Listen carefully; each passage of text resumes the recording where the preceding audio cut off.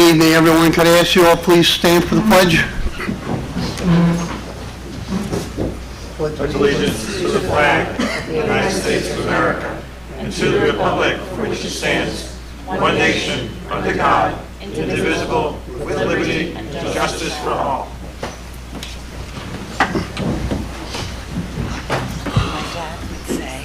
Good evening, everyone. Welcome to tonight's town board meeting. It is December 10th, 2024. First thing on our agenda will be the continuation of a public hearing for our preliminary budget.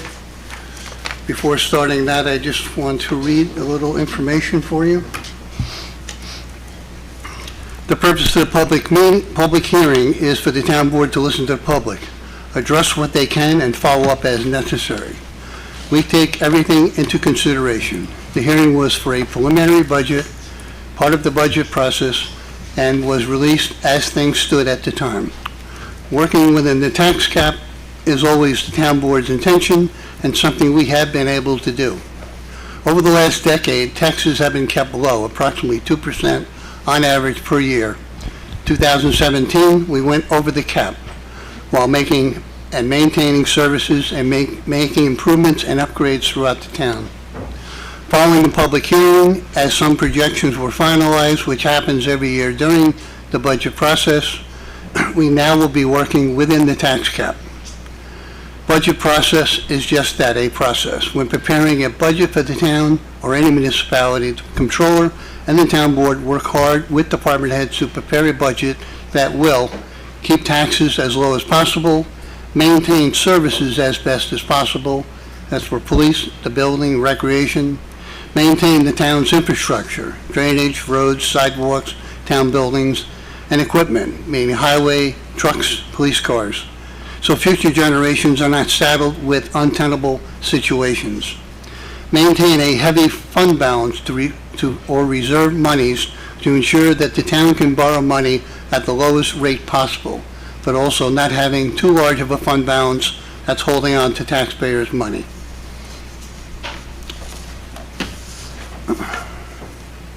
I don't want to get into details right now about other potential cost savings, 25. For example, whether the town continues leaf pickup.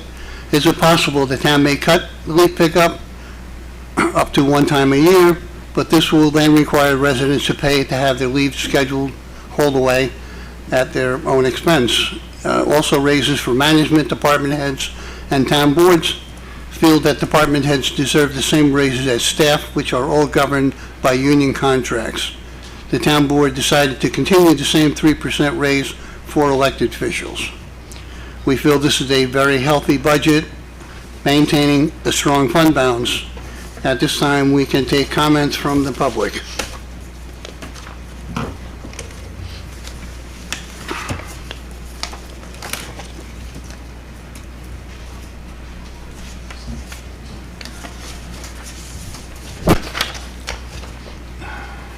Hi, good evening. I'm Marie Wayne, Hawthorne.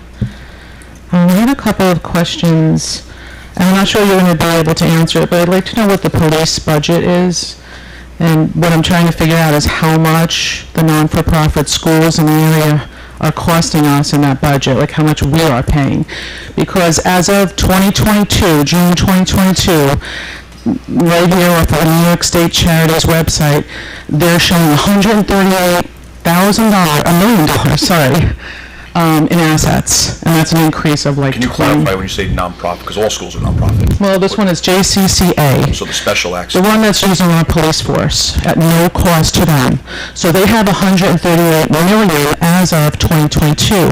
They didn't file their last year's tax return yet for some reason. They're 23. I don't know why. And then the PPP loan that they received during COVID was $13 million, and it got forgiven. So I'm just curious, like, why does a non-for-profit need a $13 million PPP loan that's forgiven? So they don't have to pay it back. They were getting all their money for their teachers, for their executives from New York State, which we pay for. And the rich keep getting richer. This is $138 million.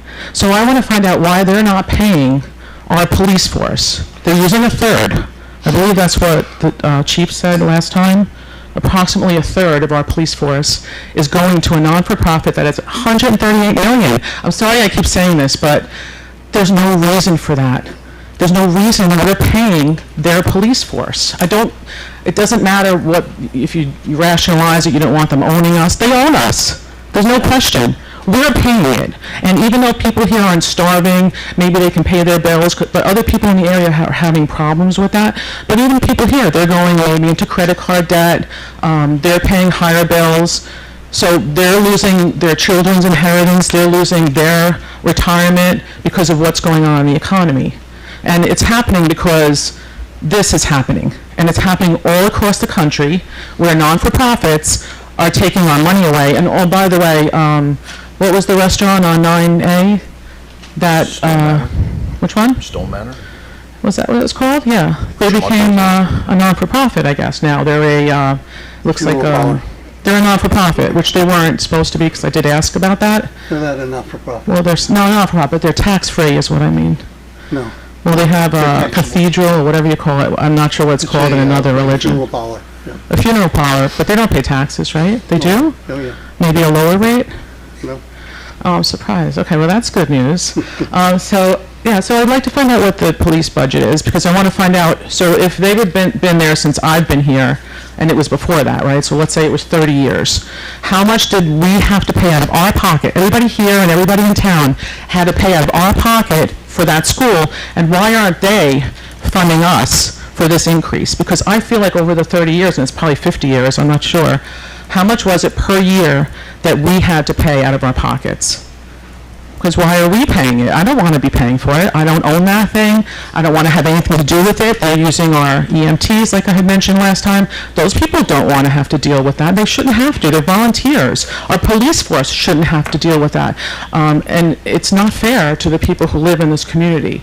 You know, there's recently was some kind of action over there in Rose Hill, which happens all the time. That's just a matter of time before something else happens. There's been murders. There's been horrible things. So anyway, I want to know what the police force, how much we're paying every year for that. It's in the town budget. It specifies how much is. And we're using, I believe, a third. They're using a third. I so- don't have those actual numbers, but we could Okay. figure that out. So It's an ongoing issue, believe me. Okay. No, I know it's ongoing, it never ends, that's the problem. So I am opposed to any increase in my taxes, I just want to put that on the record. And I'm curious about who gets to vote on the budget increase? The town board. Oh, okay. All right. Well, I think that's all I have to say. Thank you. Thank you. Next.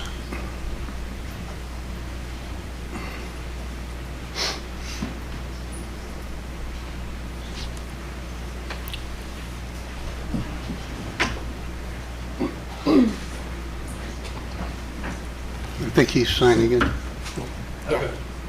I've signed in already. Okay. Joe Sorcelli, Valhalla. Spoke last week, sent a memo out to the board and to the supervisor, and just have a couple of questions that we can talk about, right? And actually, I had a brief conversation with one of the major areas of concern, and that was the police budget. Very specifically, the proposed $800,000 of overtime that is being budgeted for, and then in 2024, it was actually exceeded by more than 50% to $1.2 million of expenses. So that's a significant piece. One of the things that I was having the conversation with, it bleeds all the way through to the retirement costs, right? Which is exemplified within the budget also, that same roughly 25% increase goes across to the retirement. When you break out the actual costs of the salaries that are published within the budget, it simplified, not going to say exact, it could be 4 additional officers which have a completely different contract that doesn't include the retirement benefit, the additional overtime into their retirement calculations, and a supervisor. So maybe it's an opportunity to really review the budget, and, I was given the opportunity to maybe sit down and go through it with the chief, right, and look at it, but I'm not going to say he disagreed. Would he like the 4 additional officers? Of course, which could potentially reduce the overtime, which then in tune can reduce a lot of other parts of the budget. The second, and again, different notes, there were some, and I will even say, having sent an email and so forth and got a response from Carl, which you did respond, right? We have this community liaison officer or whatever. Would that be one of their responsibilities, to react to the community or respond to the community? And it was relatively a creative move on the budget to take it from the supervisor's office to bring it up to the town board's office, but not reduce the fee at all. So it just was moving numbers. I don't understand what you're talking about, community liaison. Are you talking about the town board's duty as a liaison to our No, departments? there's a specific person budget line item for a community liaison.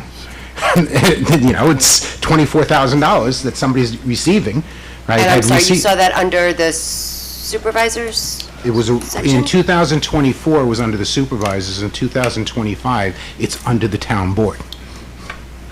It moved. And it moved. That's the liaison stipend. Yes, that Yes. is. Yeah. It- That is, and I believe you answered that question in your email. It was in the wrong section. That's the liaison stipend Okay, for the for board 2 years, members. it was 2 years it was in the supervisor's office, and now it moved up to above, but, I can't say I was not, there was nobody nobody from either of the two sections responded to my email. So I don't know if that's their responsibility or not. I don't know, but it appears that they're the person that is supposed to be the intermediary. It's, so just from what I understand of it, it might be a poor label for that line item. It's basically a liaison stipend that the board members get to liaison. Oh, so it's a between- board member, it's a Yes, board member correct. piece. It's split amongst the Okay, board no, members. again, so then why doesn't it reflect just in the board's pay? Well, it does now. It doesn't, it reflects in the budget, but it doesn't reflect in the actual. So if you were to take, and this is getting a little scary, because now what you're saying is you're asking for an increase in your stipend as a board member. No, we're not. No, you We're didn't, not increasing the stipend for the board not the members. stipend, you're increasing the board pay. I'll use that as, using it As with all management, yes. as within all management, but yet you're already receiving a stipend. They do that in the school system also, where administrators get stipends for showing up at an event, right, and so forth. So what I'm saying is it $1 to the board member in both ways? You split it equally, whatever it may be, so forth. But what I see it as is each of you are getting, this, 4 board members, right? Each of you are getting $6,000 more in pay. Is that a good definition? It is, yes. Okay, it seems to be more, I would rather have just seen that $6,000 on the top side, right, of the pay instead. Forgive me because this is my first year, but I believe it was the board members, and I'll ask the comptroller to just confirm, prior it was just in the wrong place. Correct. It was Well, always going I'm to the not- board members. I'm not disagreeing, but if you're getting paid to be a board member, why isn't it a one-line item instead of 2 line items? Emily. You're drawing from 2 different sources as board members. You're getting a stipend, $6,000, and you're getting your The salary. rough numbers. I'm not going to say I have it down, I could look at it, but roughly your $30,000. So to me, that's $36,000. So the stipend should probably be relabeled from community liaison, maybe to department liaison. So each board member is assigned departments that they are a specific liaison to. So, for example, New. I'm a liaison to the comptroller's office, so I work in addition to my Hence my the eye- board member. hence the eye contact and so forth. And I'm not disagreeing, but what No, I I would just like... wanted to explain so you understand what it is. So as a board member, in addition to our legislative work and our approvals and business meetings and work sessions, there's additional work that we now do in working with individual departments so that there's an actual conversation throughout the year from one person in the department. And some of those, I don't mean to cut you off, but some of those liaison positions require additional meetings that the board members are required to attend as well. Right. So this was I will- done last I- year?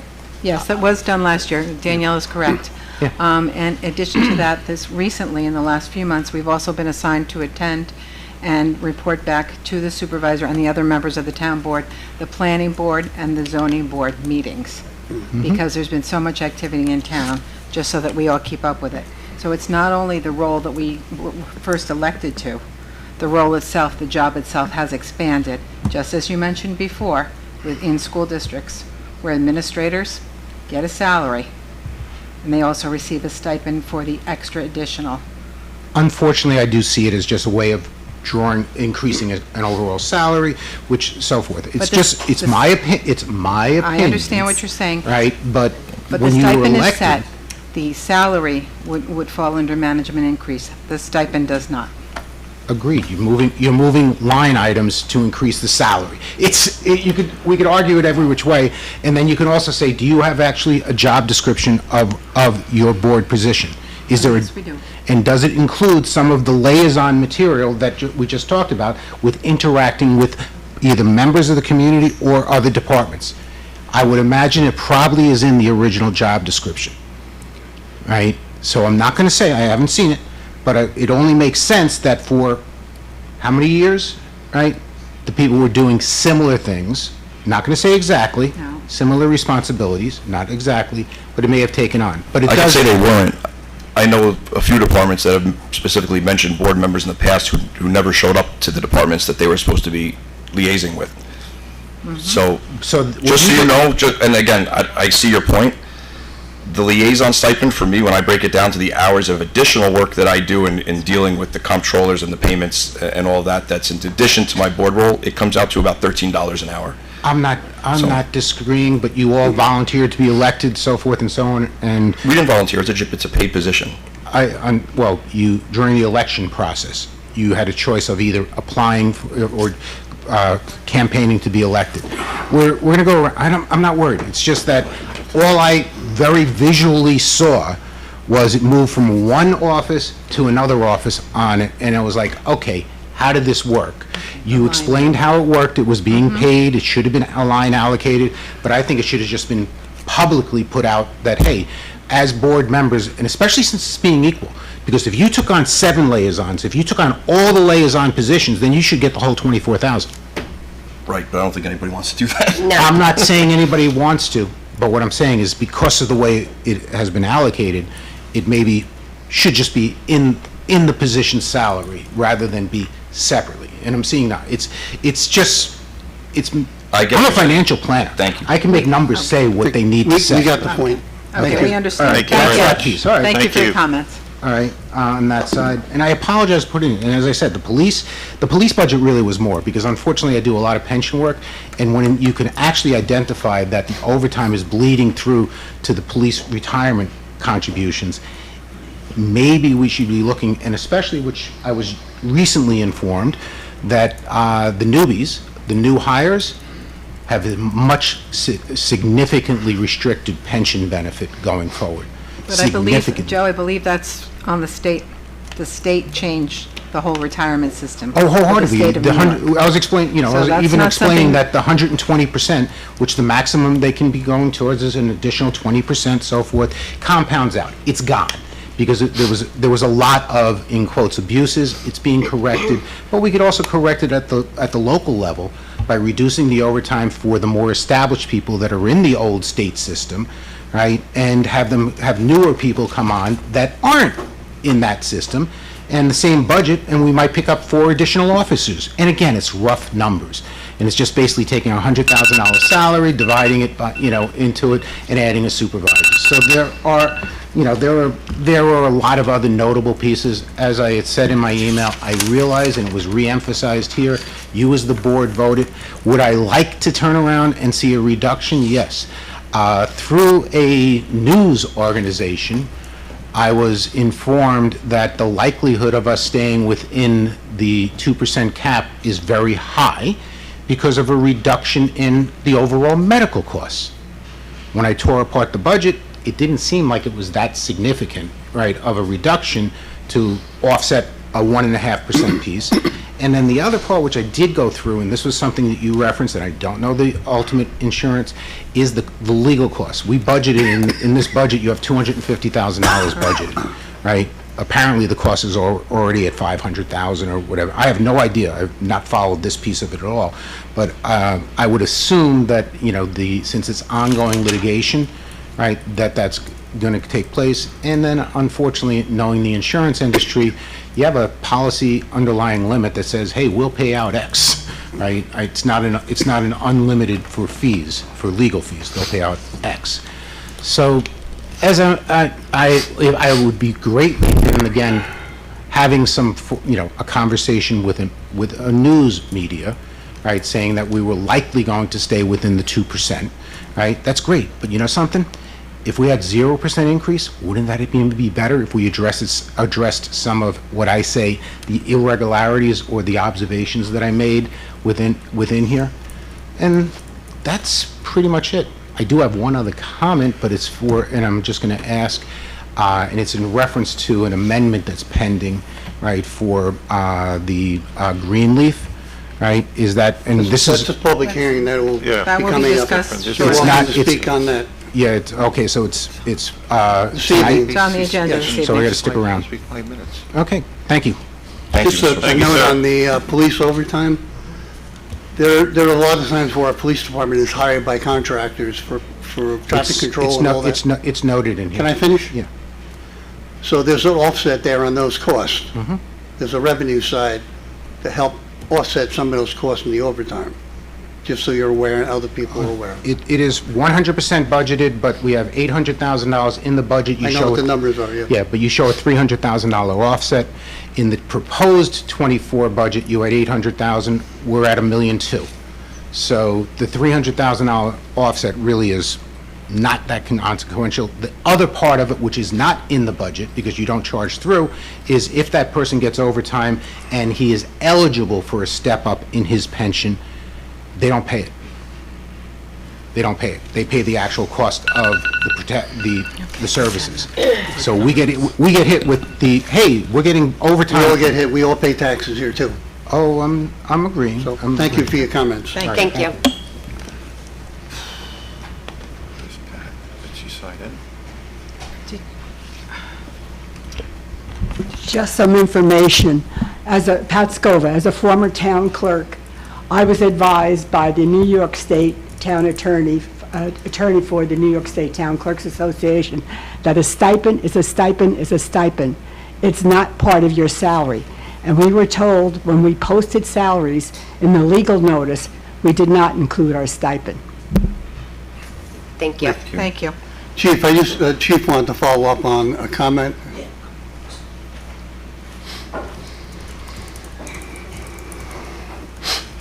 Good evening. Thank you for the opportunity.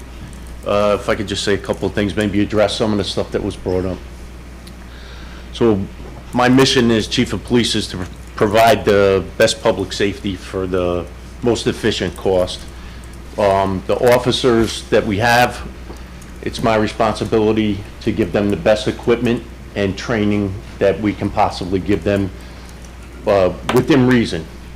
So just to give a little comparison,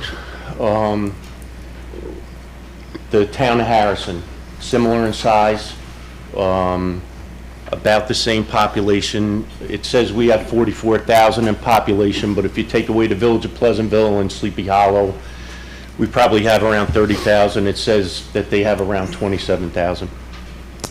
They currently have 73 sworn officers.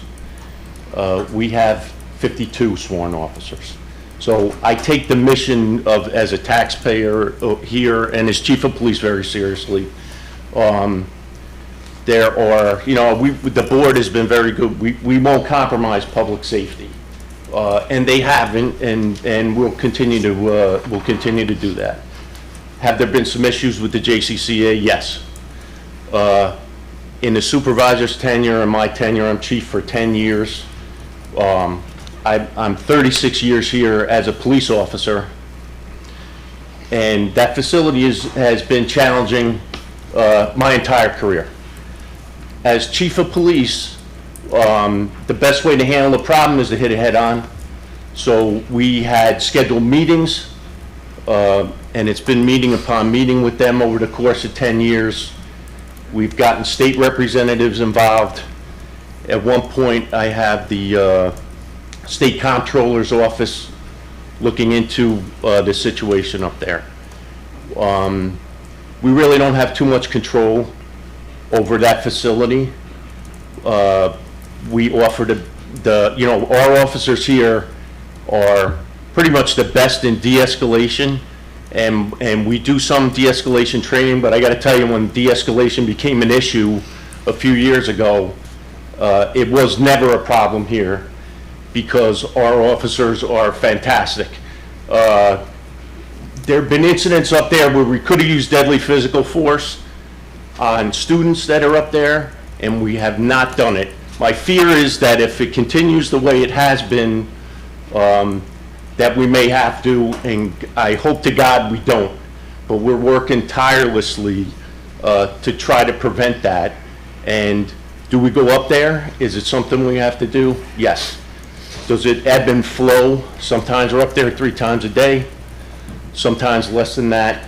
It's a challenge, but it's not for lack of trying. We have definitely been asking our state officials to look into it and to try to help us out there. Other agencies, the state police, nobody's interested in taking that on. There's a crisis team, a countywide crisis team that was started a couple of years ago. It's a great idea. Some places will embed a social worker along with the police. But I shut it down right out of the gate because it's supposed to be a service that is shared through different municipalities, but they would be up there on a consistent basis. So our officers are doing a fantastic job of de-escalation, and they really do care. So it's an ongoing problem. We're constantly addressing it. There's a new commissioner of the Office of Children and Family Services. We already have one meeting, we're looking for another one. So that's an update on the JCCA. It's ongoing, but that's the best I can tell you for right now. So as far as overtime and training, we embarked on a school resource officer program. We had, we're probably 2 years into it now. We had trained school resource officers, and they would go intermittently in each one of the schools, a couple of times a month. But after the Uvalde, Texas shooting happened, there was a call from the schools that immediately they wanted somebody in the schools, a police officer, to protect the greatest resource, our children, right? So we did endeavor to do that, and we put officers in the schools immediately. We had to backfill some hires for that. But I wasn't going to do it unless the officers are trained, highly trained, because we're not going to have someone in there at the tail end of their career that maybe wouldn't do the best job. So these school resource officers train at least once a month tactically, plus they do other training. But the problem is that training costs money, right? So we do our training in-house, and I have several certified police instructors, tactical guys. We're sending guys to school all the time, but I can't send one instructor with 3 or 4 school resource officers. So unfortunately, the training costs money, but it's worth it. It's worth it. So I just want you to know that even though our numbers might be up as far as overtime, we're working to curb that, but there's some things that we can't control, and especially manpower, because we could have a lot more cops, but we're doing what we can, and I think we're doing a pretty good job. These guys caught a burglar in a house a couple of months ago. Fantastic job. Hit and run accident last year. There was a couple of parts on the ground with a couple of numbers, and these guys within 5 hours had somebody in custody. So you're getting a good bang for your buck for police service, at least. As far as the pension stuff goes, the new officers are in the lower, their contribution or their time and overtime does not count towards their pension. but I'm dealing with the world now where I have a lot of younger officers that value their time off. So they're not interested in working overtime. Maybe it's because it doesn't go into the pension system, I don't know. But, so there are officers that like to work the overtime, and there's officers that don't like to work it. And we don't like to force anybody if we don't have to, but there are times on occasion where people have to get forced. As a matter of fact, Monday night, or Sunday night into Monday, I worked the midnight tour, 11 to 7, and because a sergeant called in sick, and I came in, because that's what we do here. So, if anyone has any other questions, I'll be happy to meet with them or talk to them. Thank you. Thanks, Chief. Thank you, Chief. Thank you, sir.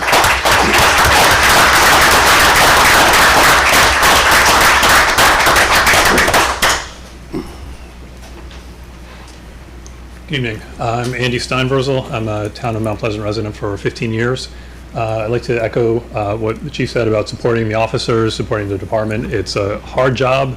They need to be supported with whatever resources they need, of course, within reason. I feel the same about the highway department, sanitation workers. They're tough jobs. They do a great job at it. They're hardworking, they're courteous, they're conscientious. They all need to be supported as well. Having said that, I am 100% opposed to blowing past the budget cap.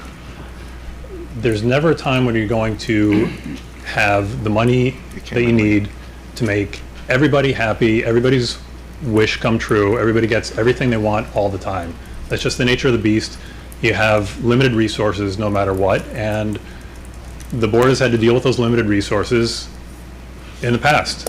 It makes no sense to blow past it. That's part of the job. You have this pot of money that's called the budget, and you have to allocate it to get the most bang for our buck as taxpayers. And the same goes for you. You're taxpayers as well. And I think that's for me, that's the bottom line.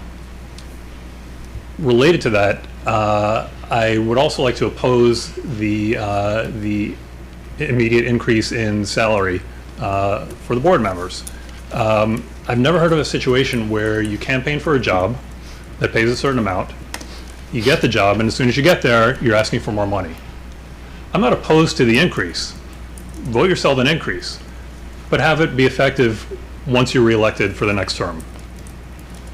If you do the stellar job that I'm sure you can all do, I'll be the first one online to reelect you. But it shouldn't be kicking in right now.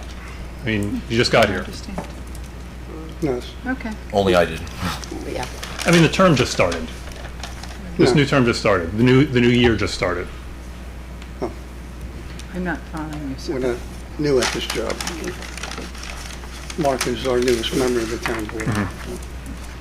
As far as the tax cap, you may not have heard it earlier, but we are not going to be breaking the cap. Oh, I We were apologize. able- I came in right when you were wrapping We up the were- discussion. I missed the Through some beginning. adjustments with insurance and stuff like that, we were able to work within the cap. Okay, that's great news. Thank you. Thank you. Thank you.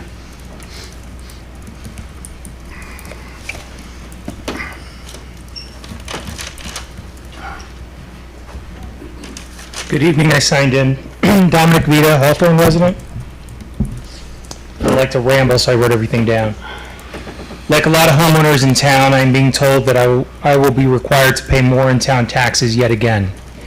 And I just want your help to understand why. Can we level set at the outset and understand, since a new preliminary budget hasn't been put out since these decisions were made or discussions were had to keep things within the tax cap, can you tell us now what that amount is? What percentage? Are we at 2%? Is it less than 2%? Where are we in terms of the number? Do we know? First of all, it is a preliminary budget until it's approved by the town board to be a final budget. Final budget numbers will be decided as of tonight. I don't know if, Noreen, if you want to give any numbers, it's up to you. Is there I a know that- percentage increase that you can disclose that's being considered as part of this? Do we have a percentage increase that, we came here tonight and you started off the meeting by letting us know the good news, which you also disclosed in the notice. Thank you very much. I also received a personal note on some of my questions. Thank you very much for that. I appreciate the feedback, but it would be good to understand where things stand now, since a lot of people have showed up back on November 26th. A lot of people have shown up tonight. because they're thinking you're reaching into our wallets, you're taking out a lot of money, what's going on here? I understand that the amount may not seem like a lot, Tom, I understand that. We can't gaslight folks and let them know it's only $50, right? It's more than that when we consider other things. So we need to understand what these amounts are, and I think one of the reasons that so many people showed up 2 days before Thanksgiving, and one of the reasons you have so many people here now, is a real lack of communication from some gatekeeping that's been happening. I understand you're going to take offense to that because you believe you've been very communicative, but I will tell you that other jurisdictions have provided information to their constituents well ahead and while they've been discussing the budget numbers, to get them prepared and to let them know what amounts they're going to be asking those constituents for. So I would just ask in the future for better communication early on if the tax cap is going to be exceeded. Do we know what that percentage is now, or are you willing to disclose that? Yeah, we can. Just so you're aware, up until the last meeting, the night of the last meeting, we received notification by the health, that I forget which, under New York, the health insurance, New York State health insurance, that the percentage had changed. We didn't want to use that until we were able to confirm it. So our controller's office went forward to confirm that number to make sure it was accurate. It was accurate, and it gave us the ability to get out of that, the 1.5% cap. Terrific. Override. So we're somewhere around 2%. Yes. Okay. One of the questions that's out there that you guys are going to come back to me on is what it is that's causing the tax levies to keep increasing year after year. Another thing that you cleared up tonight, thank you for doing so, is that over the past 10 years, there have been increases, roughly 2.2% per year on average. Now, it's not every year, but that's what it's been. Last time it's been 3.5%, which was proposed this year, but I know it's gone down, was 2017. Things do have to go up. We do have to take care of the people who work for this town. It is important. No one's disputing that. When I see Chief Oliva directing traffic because there's flooding and cars going through the flooding on East Stevens, I wonder why the heck is he out there directing traffic and not at his desk directing all the other officers to direct traffic? Thank you for your service, by the way. I saw you that day.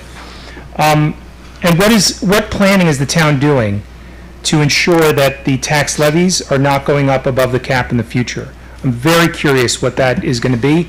Don't have to answer it tonight, but it'd be good to hear that communicated town-wide to everybody. It would also be good to understand the net impacts on each homeowner over time from all the development in town on our tax levies. We keep hearing from time to time that with all this new development, we're going to have less in taxes. I understand the point. Maybe our taxes would have been higher but I think we should hear some actual numbers on that. It would be good to know. And on the fund balance, I understand it's at 18%. That's great. Where should it be? So we know. Should it be at 10%? Should it be higher? Where should it be? Where should it not dip below so we don't lose our standing with the bond rating? And one thing I do reject is this idea of doing more with less, and this is probably because I come from the corporate world where I've had to deal with this for over 20 years. Do more with less can mean a couple of things. Do more with less can mean that we are putting things aside and not taking care of them when they're needed. We heard last meeting, the meeting I watched, the meeting a lot of these people attended, that there were things on the wish list of all the department heads. Are there things that we're not taking care of by not raising taxes enough or by not using money well enough to cover these things? And finally, my last point, thanks Darius, my last point, having reflected on the last meeting, when board members show disdain toward the town stakeholders, its taxpayers, those board members fail their constituents and they do not uphold the public's trust. Just something to keep in mind as we all move forward together. Thank you. Thank you. Thank you, Norman. Norman, can we confirm the exact percentage number? I believe it was in the 1% range, correct? 1.154? So, Mr. Vita, there was 1.154 is the new levy increase. Thank you.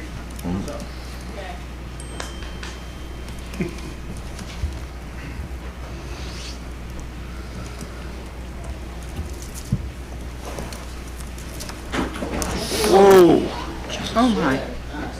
this guy again.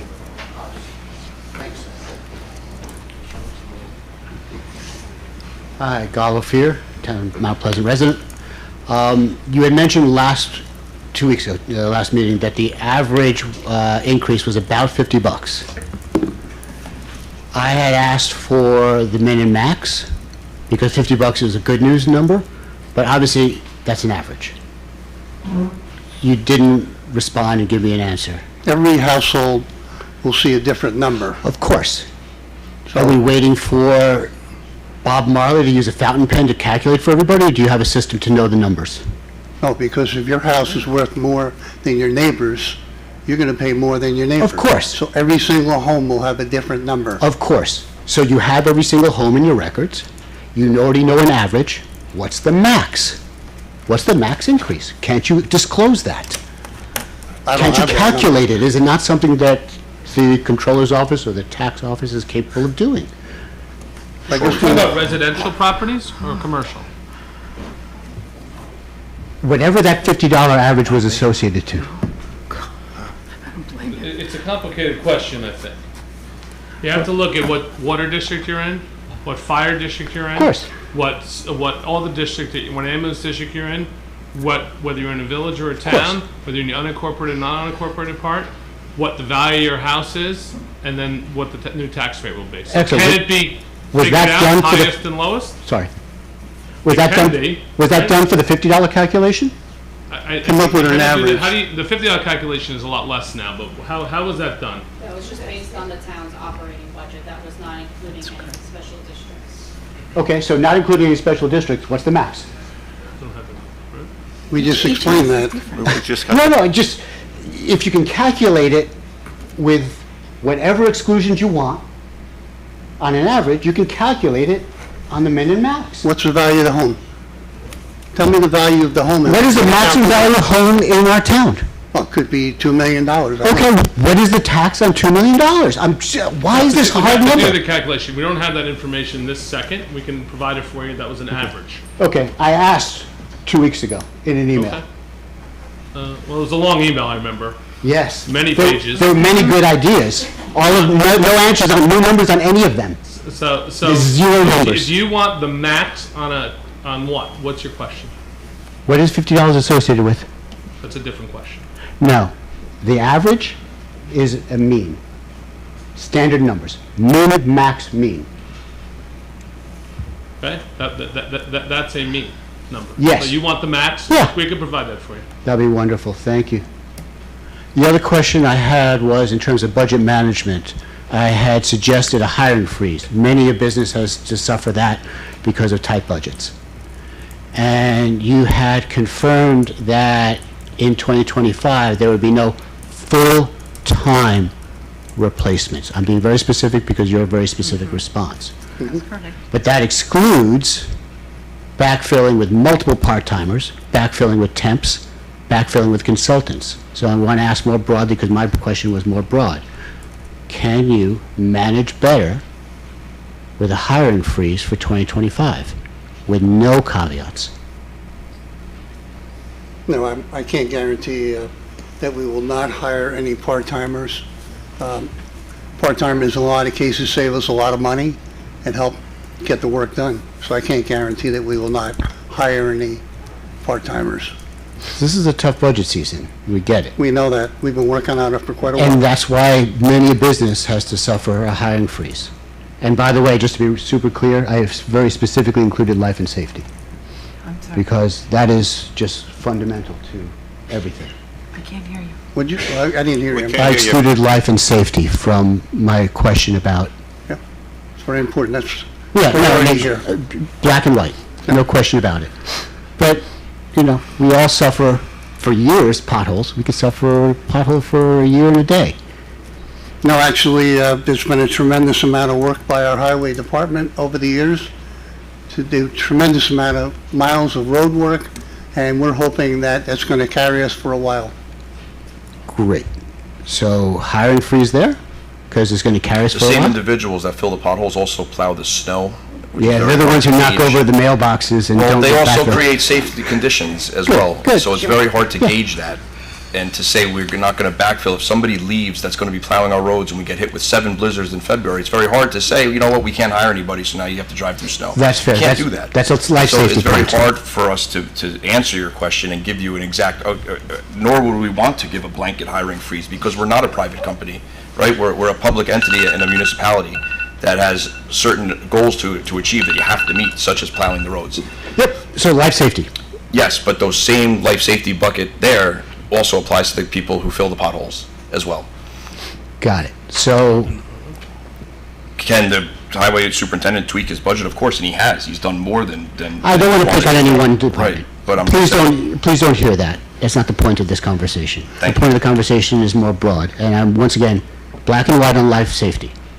And plowing the roads, making it safe to people to ride, of course. The point being that the response was narrowly worded, and it didn't respond to everything other than life safety, critical things, and managing with, doing with a fewer people less in 2025 until the budget has a little more headroom. And I don't understand why we couldn't pursue that. And at least the financial impact of that, to make an informed decision. This is what we could save, and we are choosing not to save it because it's more important. That's a great conversation and decision, getting back to the transparency that the other gentleman was asking about. But these decisions are not on the table for thoughtful decision-making, and that's a shame. Do you agree? I do not agree. I think Okay. that in the meetings I've had with the department heads, with the comptroller, and I can't speak for the supervisor in his meetings, but I think you've been having conversations for months about these items. So I disagree with you, but I understand what you're saying. So you're having it internally in a transparent way? In work sessions, which the public are welcome to join us. Right, have you been at a work session this year? No, this is new to me. Sorry. So I've been a resident Come since to one 08. because we love company. I love company. I'll start attending more things. This is Please. my second meeting. This has been informative for sure. And it's helpful, and I mean that. I do. I appreciate you speaking, and every speaker, I think, has a lot of value to add, so. Thank you. Thank you. Thank you.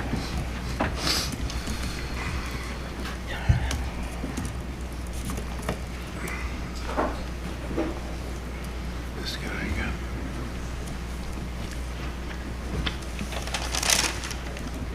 I'm Jonathan Goldsmith from Hawthorne. Good evening, Town Board. I was here last week, 2 weeks ago at this point, and I had some questions, new questions this time. I was hoping that if you could shed some light in where the $5 million increase in revenue for 2025 is coming from. Are we going to be charging more for permits or something else? Like, it seems like a very steep jump between 2024's revenue projections and next year's. A lot of the revenue is from building permits, taxes, different fees for different things. I mean, I understand that's where it comes I don't have from, a but why is list. it so I can't give you a great list. next year compared to this year? I mean, between 2023 and 2024, it didn't jump up by $5 million. But next year, we're projecting it to be $5 million. So I'm just trying to understand how that was calculated. Because I understand when it comes down to actually calculating the tax levy, it's based on the total revenues minus the expenses minus the revenues is the tax levy, right?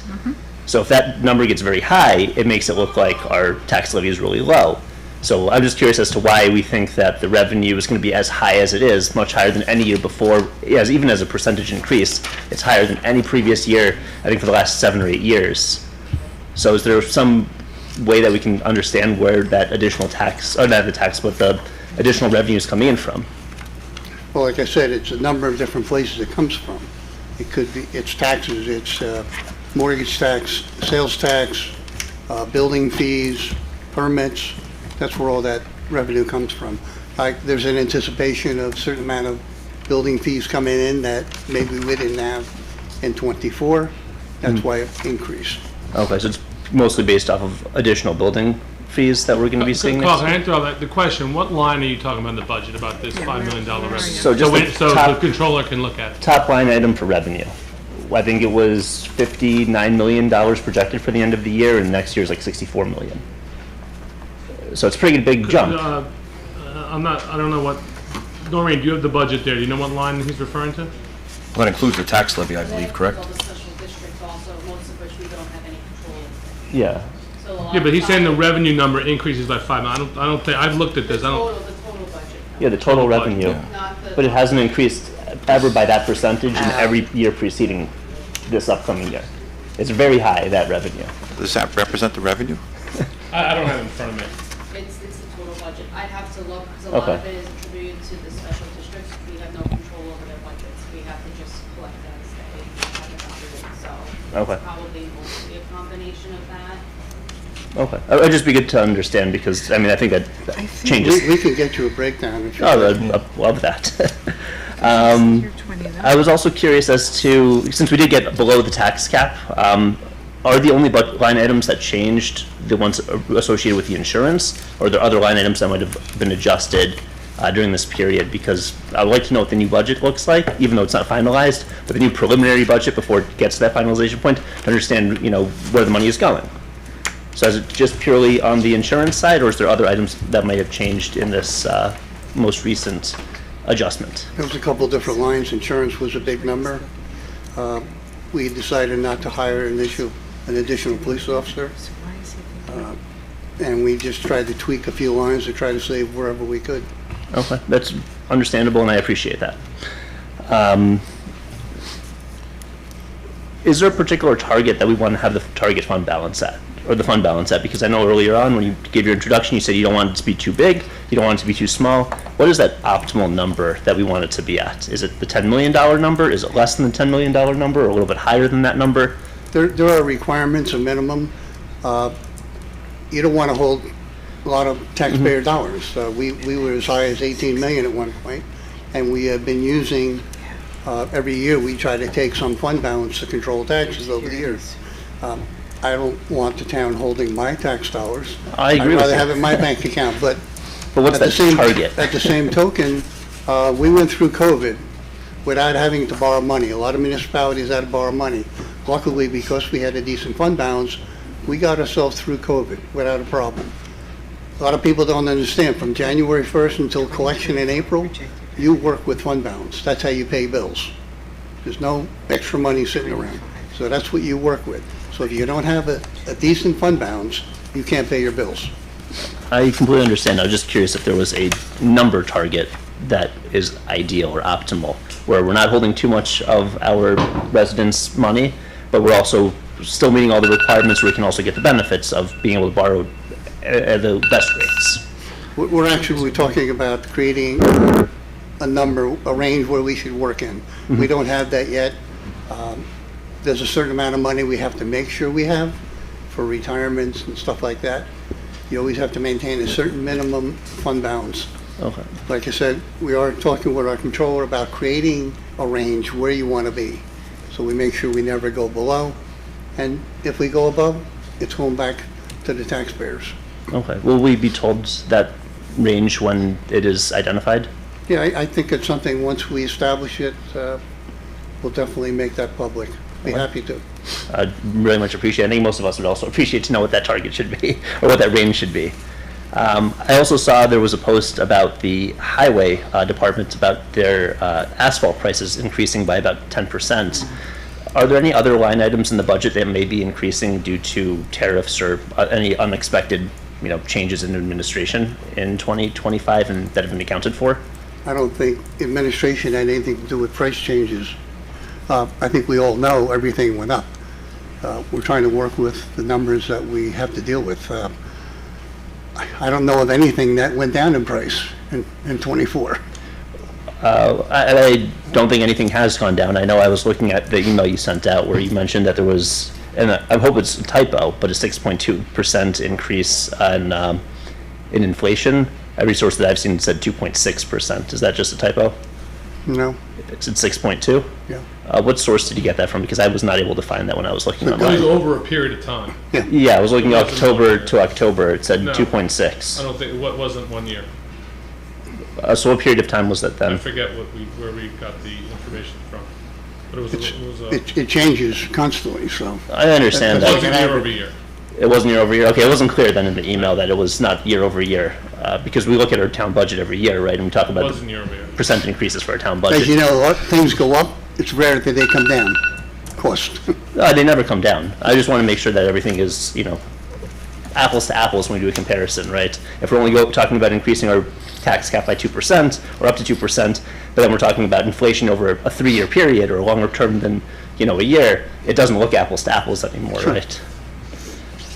I was also curious if there'd be any opportunity where, I think a lot of my neighbors and residents here will say that they're very passionate about this town budget, right? We have such a big turnout tonight that we can have maybe a small community group where we can look at the numbers more closely and analyze if there's any opportunities for potential savings or maybe things that could be done slightly differently to optimize the way the budget is being spent. Well, if the budget passes tonight, you'll have a copy of it within the next week or so, and you're welcome to get together and sit down and talk about it and see where you think you may be able to make some changes. I have to say something. This is my 10th budget. This is the first time people ever came here to talk about the budget. And it troubled me because I had always asked department heads to be at the budget meetings, and nobody came to ask a question. It's the first time, even when we went above the cap, 17, I think it was 2 people here. So I'm glad to get more input from the people.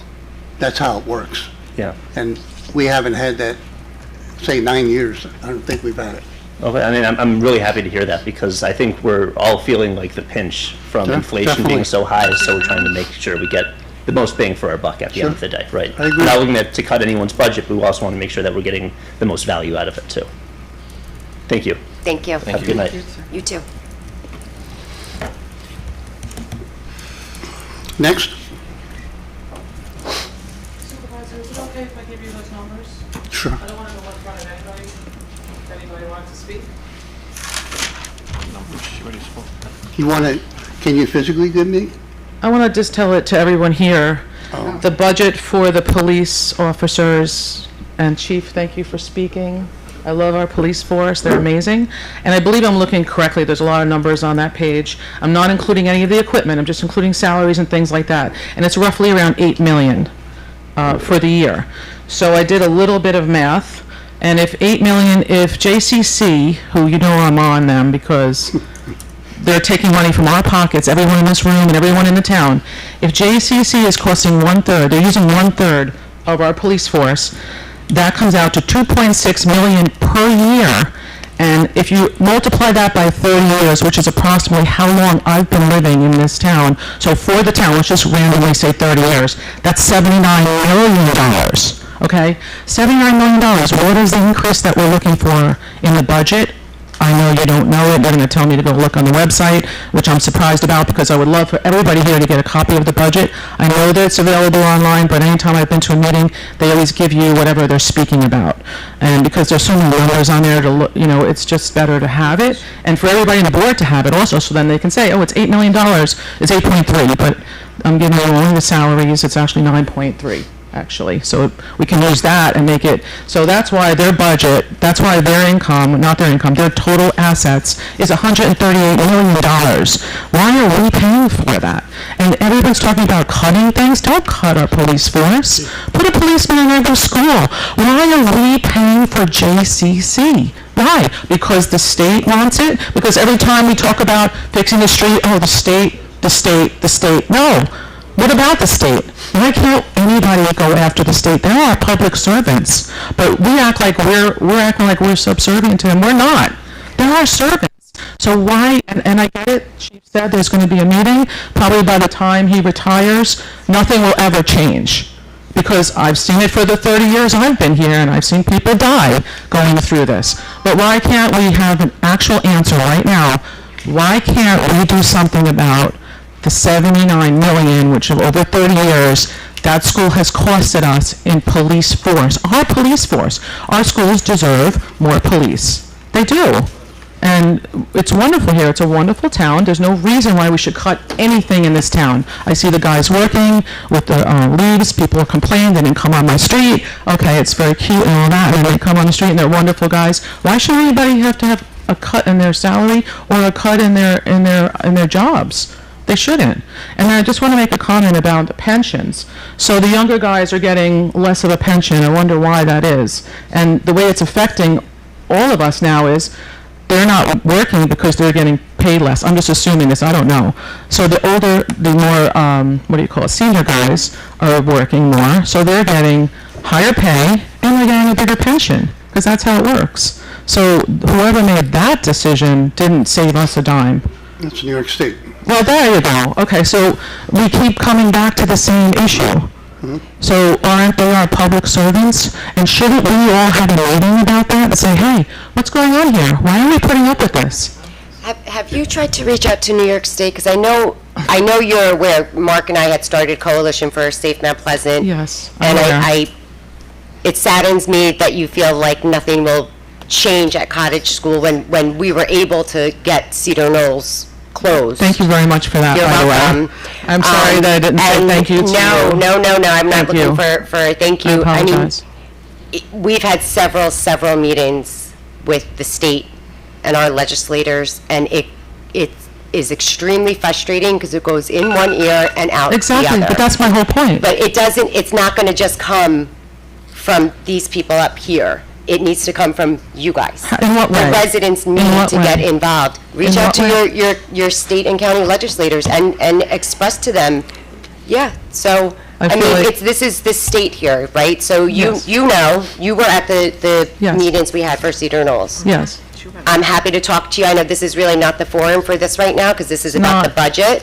I'm happy to talk to you on the side and brainstorm with you on how we can attack them more. Thank you, but I agree with you, this is not the forum for that, and this is about the budget, but the budget is directly affected by that school. Absolutely. And they are a business, they are not a 100%. non-for-profit. But They're we not have just a there to help duty- people. We have a duty to respond to calls up Absolutely. at that school. So, whether, I agree, we shouldn't have to pay for it, and that's No. one of the things we fought with them. Hire your own private security. Have your own ambulance up there, because it shouldn't fall on our department. But in the meantime, until we're heard, they have an obligation to respond. And unfortunately, we're all the ones paying for it. You're right, and it's not right, but it is what it is for right now. Thank you, but the reason, I know you're saying that it's up to us, listen, I don't want to be that one person. I don't want to be the one.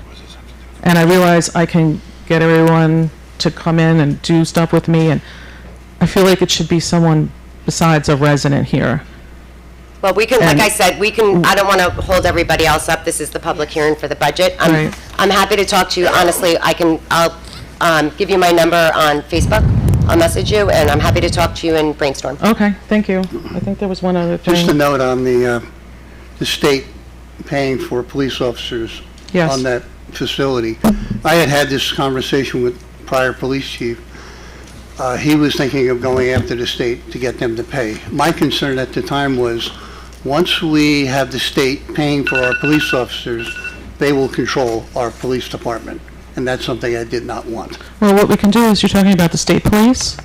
They Because, won't go there. They won't go. why not? Oh, the state police won't do it, right? No. That chief? Oh, of They course don't have not. the manpower anyway. They don't have the manpower. Well, they'll have to hire people, and then the taxes, ultimately, we, the people, will still have to Pay pay one for way or it. another. We'll still pay for it, but there's something really wrong with that, and we shouldn't have to cut anything in our town. I would say take Danielle's advice, even though don't sell yourself short as a resident. You say someone out here shouldn't do it. I think you can do it. And Danielle and I each were not on the town board when we started that mission, and we got more done in those few years than we probably ever thought we could have gotten done. Yeah. And I think that you Thank don't you. sell yourself short, because Thank you.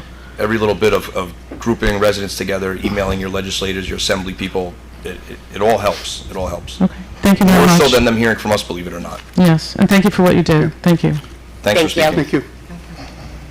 Who's next? Anyone else like to address the budget?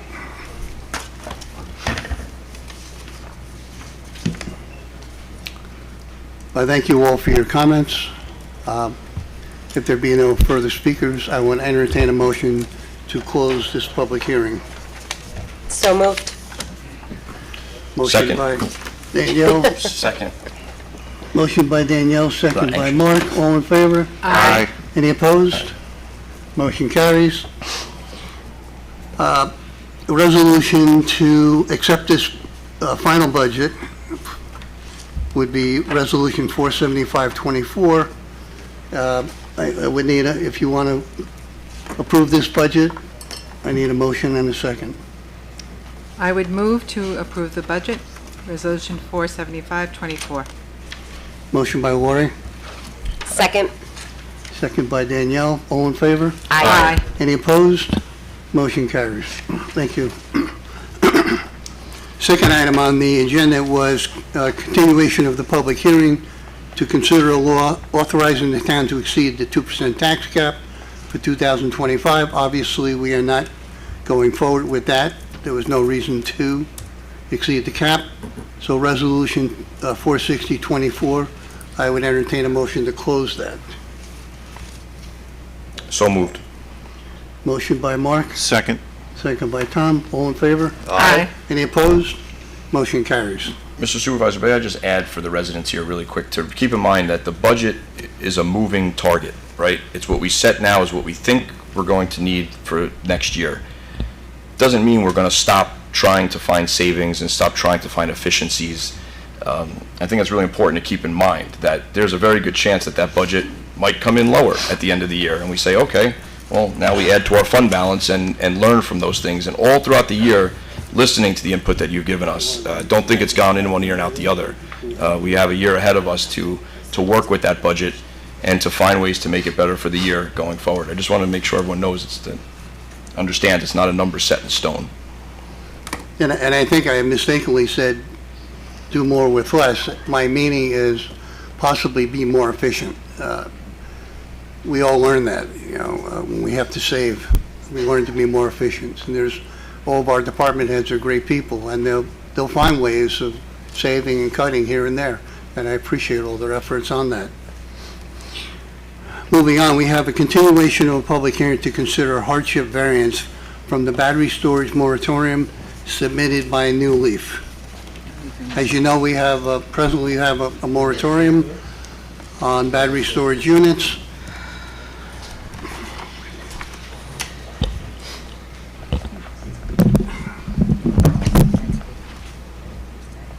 Department heads are welcome to leave if, I know this is really exciting to you, but you're welcome to leave if you like. Good evening, Mr. Supervisor and members of the board. Good evening. Robert Gaudioso with the law firm of Snyder & Snyder on behalf of the applicant, New Leaf Energy. We did have a pretty thorough discussion about our waiver request to be able to process these applications that have been pending for some time. We believe we've met the criteria of the waiver provision, Section 3 of your law that you did adopt a few months back. We did submit the documentation to show that, and what I think we expressed last month was we wanted the opportunity to be able to work through the process with the Planning Board and Zoning Board. We wanted the opportunity to collaborate with the town on any new regulations, and we believe that the waiver would help foster both of those goals. You did have some very important questions specifically related to the hardship and related to certain fire safety issues. We submitted a letter from New Leaf Energy, and I just would like to introduce New Leaf Energy's senior project developer who wrote the letter, and just would like to discuss it a little bit with you to give you an overview of what we submitted. Thank you. Thank you. My name again is Karina Solis, and I just wanted, for the record and also for folks that might not have seen the letter, wanted to give an overview of the explanation we gave.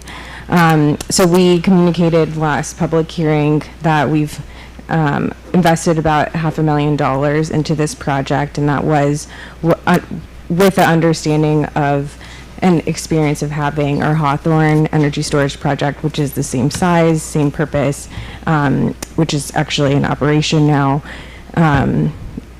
having gone through the same process and with the existing code. One of the things that letter highlighted is really the hardship not only to New Leaf Energy, but to the grid itself. So the New York State Independent System Operator publishes regular reports with their projections on what the grid is experiencing and any shortages that we're experiencing on generation. There are a couple of really, as somebody in my industry, alarming statistics that came out of some of the most recent reports, namely that at minimum, about 50% electricity increase is expected throughout the state by 2042, but it can be as much as 90% increase. There's a couple of different scenarios that they modeled out that said how much capacity we would need. This project in particular would add 5 megawatts of capacity to the grid, but it showed that by 2042, we would also need about 3 times the existing capacity that's on the grid today to be built out in order to avoid things like during a 98-degree heat wave of just 3 days, power being lost, and potential widespread blackouts, not only in Mount Pleasant, but throughout the state. There is a really critical need for investments like energy storage that have been in the making at the Public Service Commission level for over a decade now. So there recently, we also included this information recently this summer, New York State, PSC, and NYSERDA approved a roadmap that is for energy storage. It contemplates about 30 of these projects being sited in Westchester. So this is certainly a need throughout Westchester and in the most populous areas. We also, the orders that have been submitted are specifically to encourage private investment rather than the traditional utility model, and that's explicitly because, you know, this is an unprecedented need in terms of increasing capacity and upgrades to the grid that's needed, and it would just absolutely be unaffordable for it to be rate-based the way that this type of infrastructure has traditionally been invested in. So our project, you know, if it was to be able to come online, it would come on during the hottest times of the year, every single day during the summer, making sure that the local grid does not go down, and it gives that benefit without, you know, adding to the rate base that ultimately increases utility bills to any utility customers. There are other ancillary services that our project would provide to the grid that ultimately prevent, you know, accelerated wear and tear on the system, accelerated replacements, and overall increases the efficiency of the grid so that we're not wasting as much electricity throughout it. And then finally, part of the roadmap process is to support the 2030 goals for both energy storage and continuing to decarbonize the grid.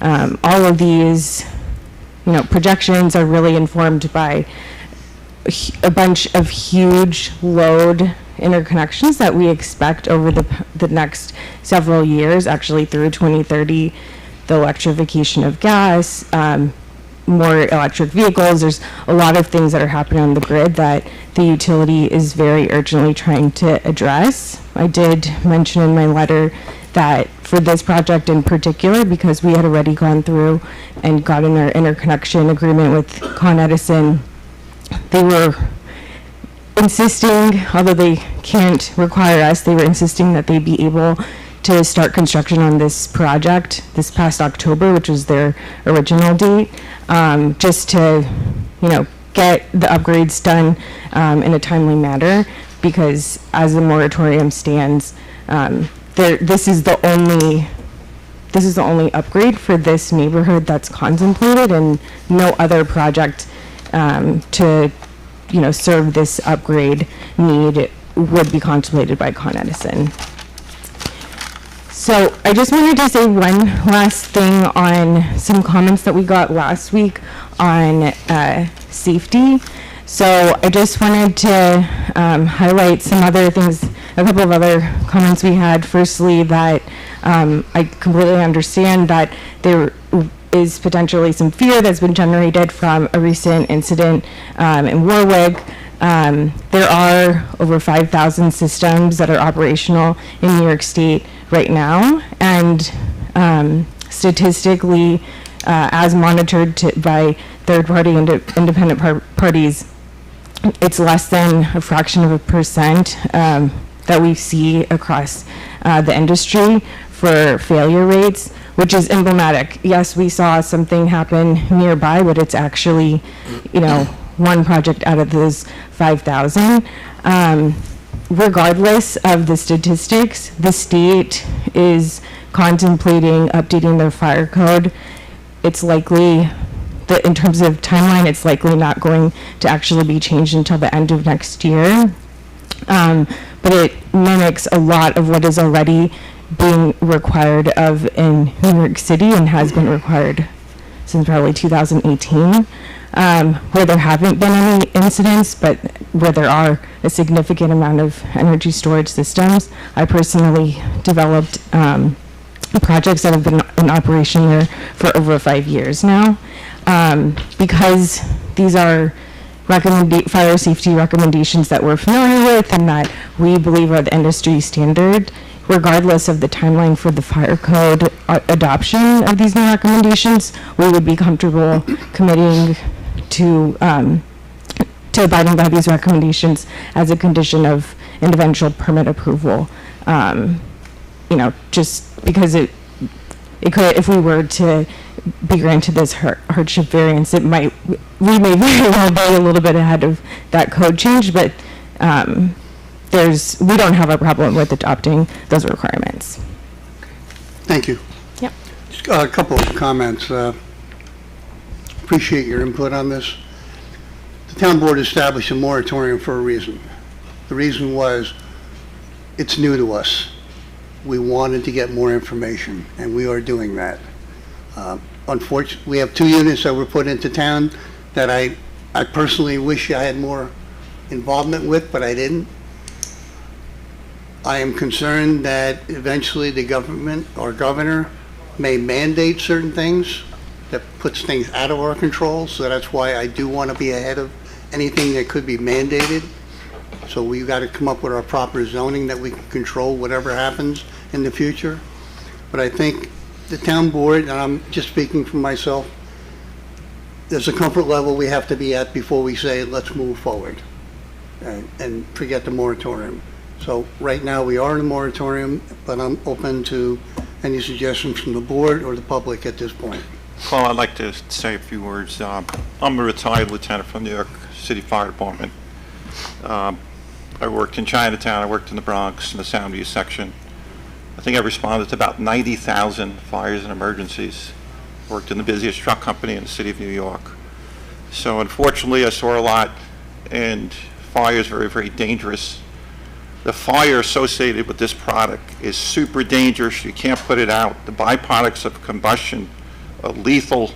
There's not enough evidence to me that the unit, it just burns. When the fire department responds, they're just going to protect the perimeter. So I'm very concerned about, like I said, the byproducts of combustion, how it's going to affect the environment, how it's going to affect our water. We have a water source up here. It hasn't been proven to me beyond a reasonable doubt that your product could self-extinguish. That's what should really happen. You have a battery storage system, it should put itself out. And some of these fires burn for like 6 days. So your argument with energy that's a good argument. But from a fire safety perspective, based on my experience, and I have a lot of experience, I also taught at Division of Training. And at this point, I agree with Carl. We need more research. We need more time. We have to make sure our citizens are safe. Thank you.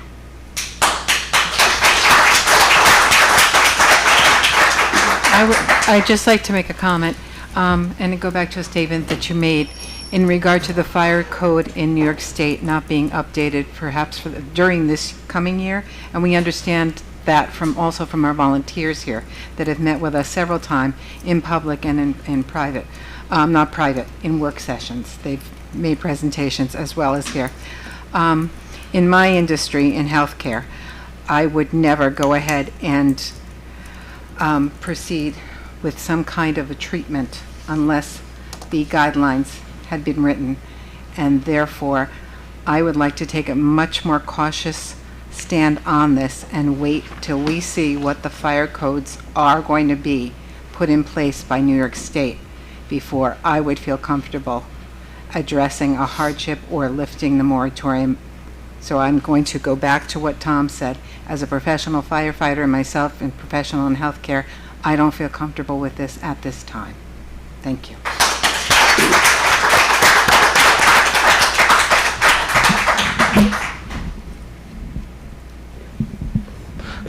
We'd like to introduce an additional witness, but before I do that, I just want to respond to some of the comments. So we understand you have a moratorium, and your moratorium does not allow the processing of applications. We are not here asking you to approve this application. We are not here asking you to decide whether it complies with the regulations. We are not asking you to decide whether it's safe. We're asking you to allow the zoning board and planning board to obtain the necessary information and make those determinations, because they're the boards under New York State town law and under your zoning code that have the authority to make those determinations.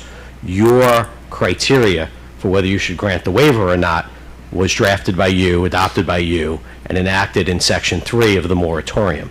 And those issues that you appear to be concerned about are not criteria of that law. Those criteria will ultimately be decided if we're allowed to at least process the application with the zoning board and planning board.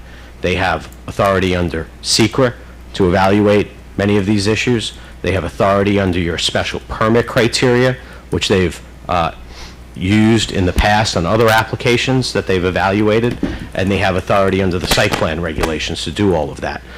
So what we're asking you to do is review the criteria that you placed in the moratorium for the waiver and apply it to this particular application. And I think the hardship is one issue. I think that the time frame that this application was filed upon and why we have that hardship is very critical to that component. As far as the regulations by New York State, there are already regulations in the New York State Fire and Building Code. That has been enacted for many, many years. It's in place, and the Governor's Task Force has suggested additional regulations which we are willing to comply with as part of the process. So we have no objection to that. As far as the fire issue, I'd like to introduce our expert on that. Last month, or 2 weeks ago, I should say, you heard from Mr. Paul Rogers from ESRG. Tonight we have Adam Jakubowski with us. He's also from ESRG. In Karina's letter, she had detailed the results by third parties, including the DEC, of issues related particularly to the Warwick fire, and the fact that even according to the governor, there was no significant off-site contamination. So that's in Karina's letter, which I think is very important. No matter what burns, it's a fire, and this is not unlike whether it's a Home Depot or anything like that. So I'd just like to have Adam respond to a couple of those comments. I just want to make one point. With all due respect, you say that all we have to do is refer it to the planning board or zoning board. Nothing really leaves the town board unless we're comfortable with it. So we're not just going to send something to the planning or zoning board if we're not comfortable. And until we get to that point, it's not going to happen, in my opinion. Sure. I'm just asking you to apply the criteria, that's all. We understand the standard. The board does. What's your position? So, honorable members of the board, residents, I do appreciate the opportunity to speak. I'm a consultant for Energy Safety Response Group. I am a career firefighter and also a fire protection engineer. Okay, who's paying you to be here? I am paid by ESRG through New Leaf. Okay. Oh. ESRG to be here. ESRG comes to planning board meetings voluntarily. Just for the record, we are not paying. Oh. I'm a consultant for ESRG. I was asked to come here today. I assumed incorrectly. I apologize.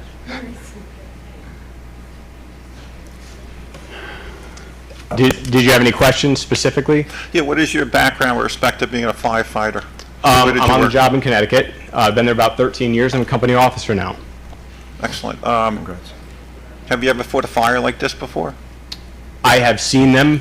I have fought them. Not in the jurisdiction I work, but we were dispatched or responded to an incident, and we did help the local fire department. And how long did it burn? That was unique, because it was in a facility that would actually not be allowed to be permitted here. It would not be allowed to be permitted under current codes and standards. When it was constructed, there were actually no regulations in existence for battery energy storage. So that same exact type of facility could not be constructed now anywhere. So that actually started to involve a roof of a structure. And as you know, it was a Q-deck roof covered by insulated foam and then covered by a waterproof membrane. So once that foam caught on fire, it couldn't be extinguished. You apply water, the waterproof membrane sheds that water. So at the time it was built, it was okay, from what the people who built it and the people who approved it understood at the time. Just like what you would want to propose now is okay based on what the safety might be, but that changes. It's a constant evolving change in technology, in code, in safety. We are just not comfortable right now to let this go further than and subvert our moratorium. It's just not something that I think we want to do. Yeah, and the other point is, go ahead, Mark, sorry. No, go ahead. It's not to say it might never happen. It's just right now, I'm not comfortable with it, and I want you to respect and appreciate that fact that I'm not comfortable, and don't tell me that I should be comfortable, because I'm not. I'm sorry, but that's not going to change. Of course, and I'm not here to put words in your mouth. I'm just here to answer any questions and understand that codes and standards have come a very long way since then. I agree. Right? So it's not that something being installed now is anything like that. It's just what you're saying, when they installed that, they did install it to what they thought was best. Correct. We've learned, unfortunately through some incidents, that what they knew then was not adequate. And there are a lot of safety experts in multiple industries that have applied this knowledge, applied the knowledge from these incidents to build out those standards, to build out those codes, to ensure that this safety improves tremendously.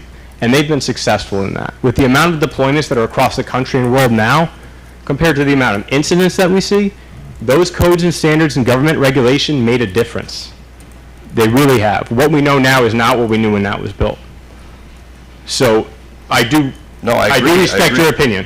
I just think, might you know more 4 years from now? Of course, right? We all will.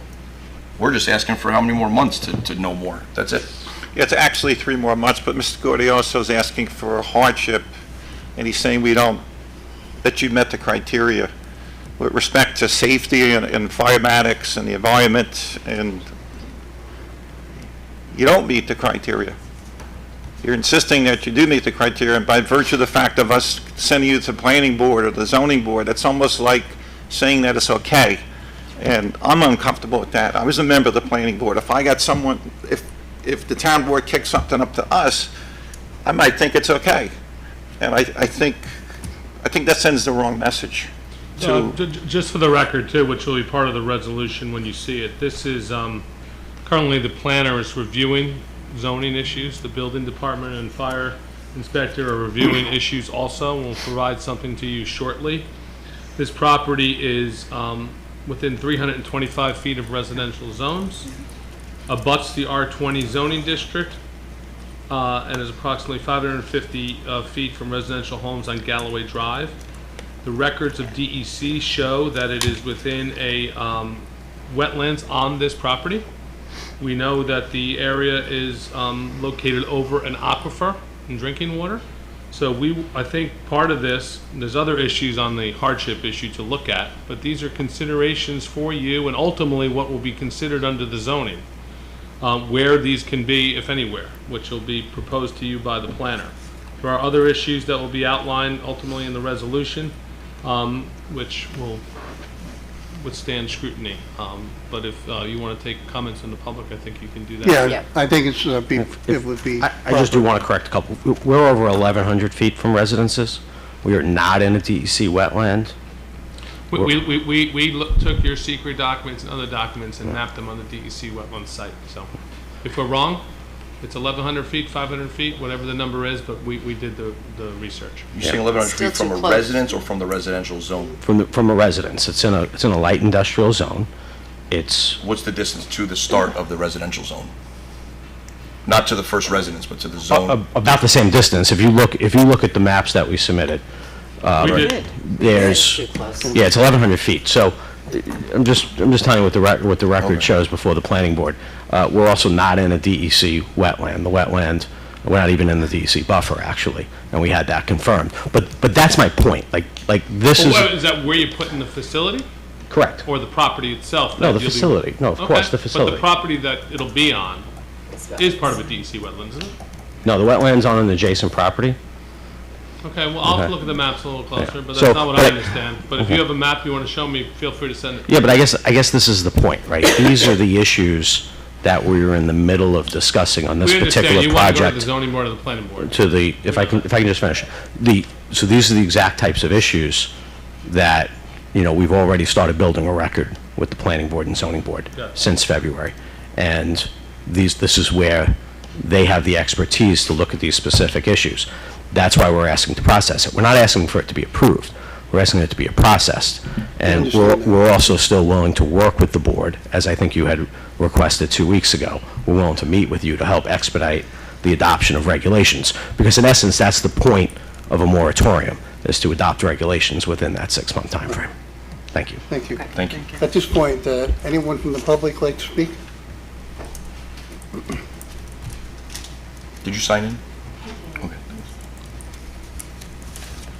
My name is Michelle Hertz. I live in Pecantico Hills, and I oppose this variance request. I want to ask a question. What codes do battery facilities, must they abide by? There are utility fire, electrical fire safety codes, and there are consumer electrical fire safety codes. Which codes do you have to abide by? May I step in, Mike? Sorry, do you mind? So, they have to abide by New York State Fire Code, and that includes International Fire Code language, and Right, but there is utility electrical fire safety codes that are different from business electrical fire safety code and consumer electrical safety code. So which one do you all fall under? Do you fall under utility fire safety code? energy storage systems are covered in the New York State Fire Code. That's the code. So they have their own, you have your own fire codes. The state, there's a section I in... know about the state fire codes, and I understand that, but I'm wondering, what does a battery facility fall under? Yeah, so we do have to abide by electrical codes. There's specific components of the system that mean that we have to fall under the electric code, but then there's also a section of the fire code that that we have to follow. So there's multiple layers of codes that we do have to follow. I still don't think that that's a good enough answer. Is it the utilities have their own electrical fire safety codes. They're separate from the other electrical fire safety codes. So that's in the state and that's federal. So where are the codes for battery facility? If I could jump in, I don't know if you know, in July of '23, there was I think it was a task force formed by the state. This is all on the state's website. And then there were some recommendations made in early of 2024 to follow. And then just recently, in July of 2024, Governor Hochul announced a draft fire code language that addresses recommendations from the Fire Safety Working Group. The draft code language includes changes to improve coordination and emergency preparedness, advanced safety and reliable growth, and there's a number of other issues that are on the state website. So that's ultimately what'll be they'll be required to maintain, which can be ultimately in a resolution. There's a whole bunch of literature on this. I think you can find that'll be easier rather than going back and forth. But there's a number of codes that are proposed. Our planner and building and fire people are looking at it also and seeing what could be incorporated into a new law, which will be presented to the board. Okay, thank you. Yeah, may be helpful. I also have, I have submitted questions to the board. I have submitted questions to the board, and I was wondering if, and how I can find out the answers to the questions that I submitted about this. About this project? Yeah, and about, generally about battery storage facilities, and that they do have to do with the codes. I think we can get you this link tomorrow, where you can take a look at it, and it's a lot of information on there. And do you think I should ask these folks the questions that I have, some of the questions, or should, I already submitted them to you? There's certain conditions we're looking at for the hardship issue. It's less of an issue. The safety issue is obviously important for everyone. There's other criteria for us to look at, this Yeah. board to look at for the hardship. Okay, So I think the literature will be helpful to you. okay. And maybe not the right place to do it now with them. Okay. You may ask a question, then we'll have to do the research to give you an answer. Yeah. If we can directly give you some information, that would be beneficial. You mean if I should ask them now? No. No, don't ask them now? No. Okay, all right, I think I've said enough. I just still, I am very confused about the codes, so I don't think you really answered it, but I think you did. The state has a great website up. Okay, thank you. We can get you the link.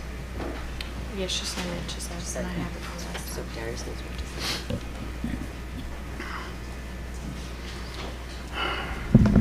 Again, Joe Soricelli. Fortunately or unfortunately, I maybe have more experience with this than most people. I was on the zoning board when the Broadway unit was approved. And I have a very specific question right now, if I can ask them. Sure. Is under the approval, this was approximately 4 to 5 years ago, right?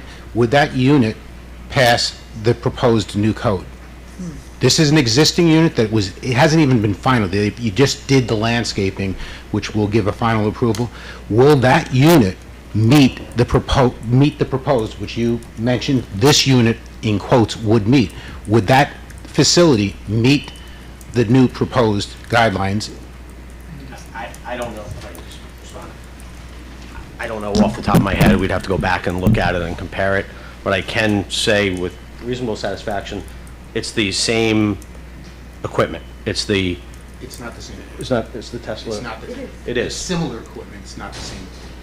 Because I did look at and on a different note, I actually attended and presented at the planning board meeting that was there. I was waiting for the second planning board meeting for follow-ups, and it was subsequently a moratorium stepped in, and the planning board meeting this was removed from the agenda on the planning board. Do you know which equipment is there? I can go back to the records, but what it is it's just dating of I'll say the newer equipment is newer equipment, and the batteries, I believe, are slightly different. But the answer is, would that meet the code? We don't know, and that supports, I'll say, the straw poll of the board right now, saying we need more information. It's evolving. We approved a unit 4 years ago, however the process went. Eventually, it went from town board to planning board to zoning board. I was on the zoning board. So, certain questions. There's a second piece of this puzzle, which has been I'll say, at least in my opinion, the gorilla in the room. The site is a New York State super site. It is I've had this discussion, they say, oh no, the Ferrand property split it up, took the less contaminated site and made it, in quotes, something that was usable. The more contaminated site probably will never be usable, to the point where there's a fence around the property as we speak.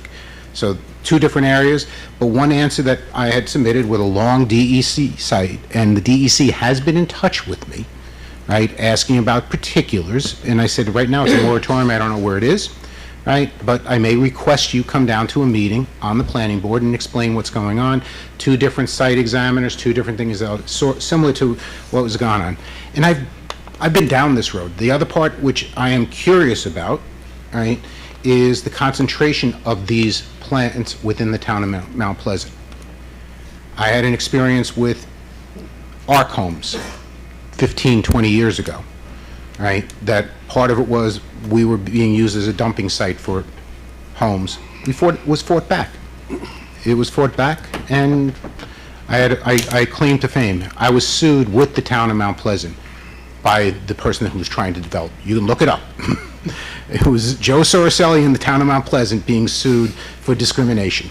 It was dismissed. It was completely dismissed and all, but I had to retain attorneys. I had to do different things, right? Welcome to the club. Exactly. You know, if you want to voice your opinion, you voice your opinion. If you're on the right side, you're on the right side, right? And I wasn't even doing it. It was the site itself was again a contaminated site, right? Had to be repaired. This is a potentially contaminated site. There are guidelines that people have spoken about that if we have an accident, it's on an aquifer. This 1,100 feet from a residence, it's got to be damn close. I can think of 2 houses that aren't 1,100 square feet, right? I can think 2 houses directly. And I will say, I bought into the neighborhood knowing that this was a super site at the time. But believe it or not, the most important thing is that you don't disturb the surface soil. Everything is underneath. If you disturb it, you don't know what you're going to find. I'm sorry, you can argue that we're only going to go down 3 feet, put a concrete platform, so forth. I'm sorry, an excavator is going to be disturbing the soil. So I am with this, and I will say it's a straw poll, but from listening in the audience, I almost left, right? But I did want to find out is, will this existing site, which I now work close to, pass, right, the proposed guidelines that are out there, which you have referenced multiple times in this presentation. So that's my thought. And again, straw poll, it almost appears that we have a 5-0 vote to continue, but that's a straw poll. We'll find out when the vote comes in. Thank you. I think the town board made it pretty clear that there's a lot of questions we have, and we will get those answers. Yeah, so just in brief response, Mr. Soroselli is correct. We were on the verge of a public hearing where some of these issues could have been discussed when it was pulled off the agenda pre-moratorium, but we did submit a letter to you. It shows that there's no contamination in this location. So I just want to clarify and correct the record on that. You have it in your file. And we know that because there's actually monitoring wells right adjacent to the proposed site, Right. and they've been clean. Thank you. Yes. Hello, Golov here again. I want to respond to something that you said, actually. There was a parsing that disturbed me a little bit between the hardship and the concerns that the town board are articulating. Hardship is a vague word by design, and it is in context. And the context is incredibly important. If the hardship was, I'll pick an extreme, hundreds of people will die if the exception wasn't granted, I'm certain the town board would have a different view, even with these concerns. I'm not going to put words in your mouth. But there are legitimate concerns that the board has, and the hardship has to be listened to in that context. It's not separate. It's not isolated. So when they say that they have these concerns, I haven't heard the equivalent of hundreds of people will die, or whatever it is that would override these very legitimate concerns in that context. So hardship is the question, I agree, but it is not isolated. Thank you. Thank you. Your code has the criteria. The criteria is not hundreds of people will die. Your code has specific criteria. What was the year that the Hawthorne Broadway unit was finished? I think it was recently. I think it was just this past year. And it is my understanding it's the Tesla equipment. Is it the Megapack 2 XL, or is it a previous? But that's our understanding. Thank you. I thought that Megapack 2 XL was brand new on the market, and the Hawthorne facility behind the Reformed Church has been in existence for at least 2 years, is my understanding. No, it was approved, I want to say, pre-COVID, from what I recall, but by the time it was actually constructed was recently. I think the latter part's correct, yeah, it's very recent. Yeah. Either end of 23, 24. I think that's correct. So it is now operational, is what you're saying? That's my understanding. Okay, I'd like to double check and find out what the equipment is. I think Mr. Saraceno would like to know that also. Please, yeah. Okay, thank you. Thanks, Lori. Patricia Halpin Hawthorne. So I don't think it's Mount Pleasant's responsibility to take on all these battery storage. New York State is going to have them, and they should be disseminated across the state, not just in our little pocket. I think we already, as mentioned, 2 are in place, and Maya Angelou said, when you know better, do better. Now we know better. We have a moratorium in place. You did it for a reason, to be able to learn more, to understand better, to understand the safety that's associated with it. The applicant, are they from Mount Pleasant? Are you guys from Mount Pleasant? No, we're Troy. Okay, so they're not local. Safety was something that the chief was not willing to compromise on, and nor was the board when we were discussing the budget. I think the same should be here. Last time that this was brought up, you had said this is sort of like speculative. You used NVIDIA, I'm not sure that was the best analogy, but you know, you're putting something in and you're trying something, but it might not work out the way you want it to. And that's just the way life happens. And I'm not sure why we'd be considering it, since we already have 2 in place and we just don't know everything. It just sounds like everybody on the board is saying the right things and needing to consider it and bringing all the experience, as well as our own firefighters in town who have come repeatedly to say their concerns about it. So thank you. Thank you. As with any application, the applicant has a right to present to the board, and we are responsible to hear it. So I do want to respond, I included this in my letter as well, but I want to respond about the concentration of Mount Pleasant specific projects. That's just not true. The state at large is experiencing those 5,000 existing systems that I quoted, obviously are not in Mount Pleasant. New York City in particular, as an example, will see about 450 megawatts of these systems installed. They already have a critical mass throughout the boroughs where there are, 5+ year systems that are in operation. There will be about 30 projects in Westchester County based on the projections of what's needed installed throughout, and Mount Pleasant happens to have a large density. There's a lot of smaller enclaves that Mount Pleasant board reviews, and so that's why you're seeing more than one application for energy storage systems, but that doesn't mean that there's any intent or in actuality even that there's a significant concentration here rather than somewhere else.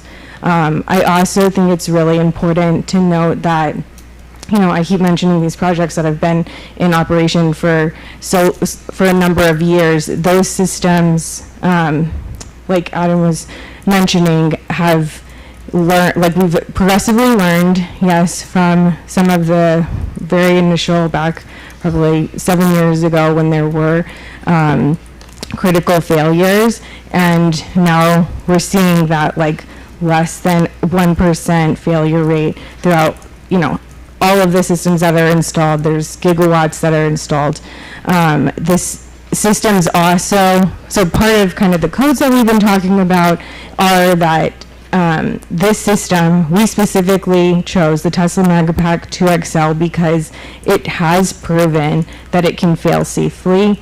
There are requirements that we hold, so, I definitely understand the perspective from like the healthcare perspective, etc. Our industry does work that way as well. Since those very initial incidents that happened, like I said, the fire code for energy storage in New York City has been in existence and basically has stayed the same for about 5 years now, 5 or 6 years, and it was informed by the need to prove out that these systems are safe, that they will fail safe in the worst case scenario. And Tesla in particular did go above and beyond, and when their system, so there's basically a test called the 9540A that's done by a third party. In this case, it's through UL, and they have to prove what would happen if the system did fail. They actually couldn't make it fail just by like normal means of trying to overheat it, so they went above and beyond and tried to like make the worst case scenario. In those cases, the systems showed that, like Rob mentioned earlier, anything that was emitted was very similar, if not like a more very similar, if not had less diversity of emissions than a typical structure fire. So in comparison to like a house fire or something like that, and the system can only complete the test and be approved as a 9540A system in New York City territory if it shows demonstrably that it can put itself out on its own. And not only that, I think we've maybe shown a couple of pictures in our submissions, but essentially you can envision like a shipping container, and it has multiple doors, which we can just consider different bays. So within those containers, a fire would not spread bay to bay. So this is proven technology already, and that's what other fire departments are already referencing. Thank you. Thank you. Thank you.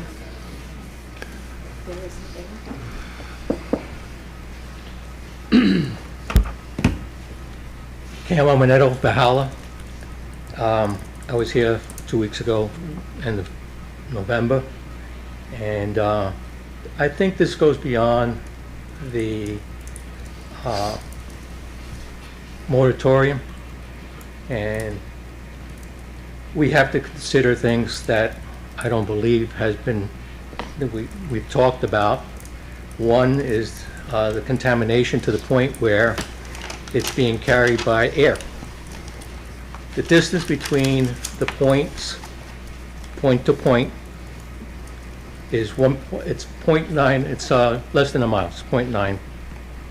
And the average speed of wind is between 8 and 10 miles per hour. That's per hour. There's 60 minutes in an hour. There's 60 seconds in a minute. That's 3,600 seconds. It takes 0.002 seconds at that speed wind for contamination to reach Kensico Dam. Do we really want to take that chance? Thank you. Thank you. Thank you. Thank you. Anyone else like to address this issue?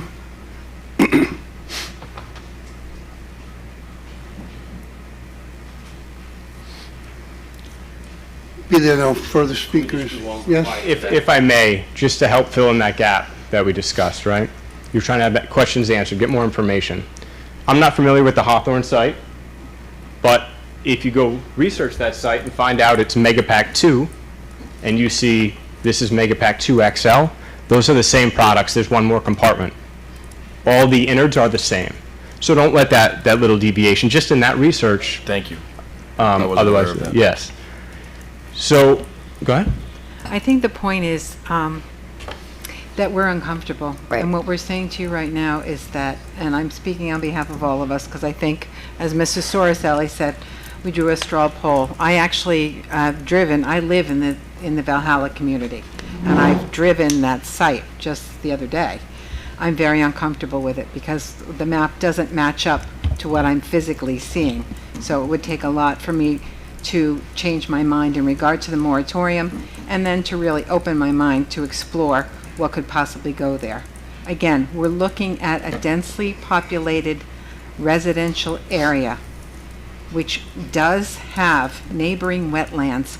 The aquifer is beneath Ferrand. There's the Bronx River, there's the Brambles, there's a major parkway. So I'm not really sure that fitting this facility in that location is something that's beneficial to the Valhalla and the Mount Pleasant community. But tonight we're speaking about the moratorium, and I think it's very obvious that we're not ready to supersede the moratorium and push this application through based on hardship or anything else. Again, I refer back to the supervisor. He is the one who will continue and close the hearing if necessary. Okay? Thank you. Be there no further speakers, I will entertain a motion to close this public hearing as far as considering a hardship variance. So moved. Motion by Lori, Second. Sorry, Tom. second by Danielle. All in favor? Aye. Any opposed? Motion carries.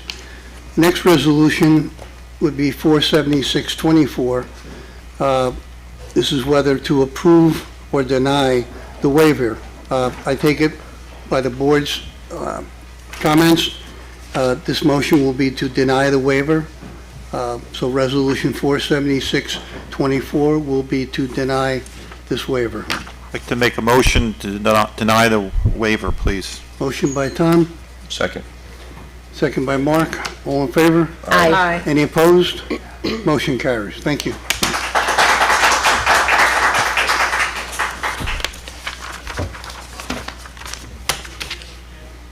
Moving on to the supervisor's report.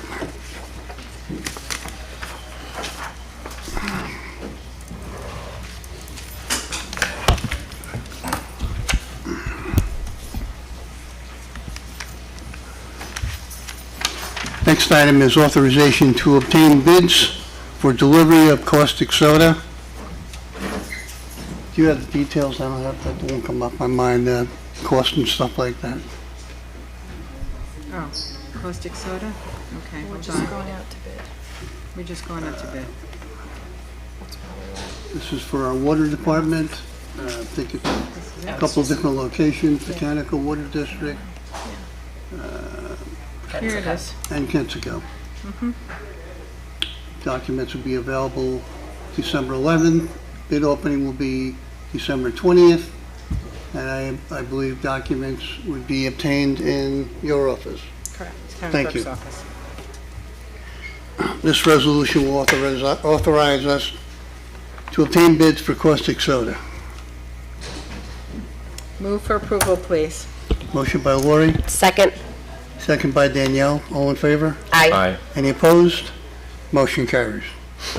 Next item is authorization to revise an agreement to perform various repairs and related costs to maintain fire hydrants annually in the Thornwood Fire District within the town.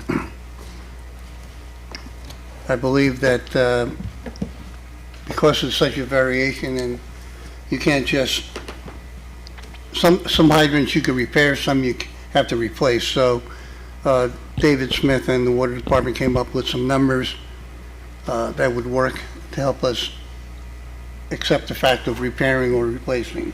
So Painting, shoveling of snow.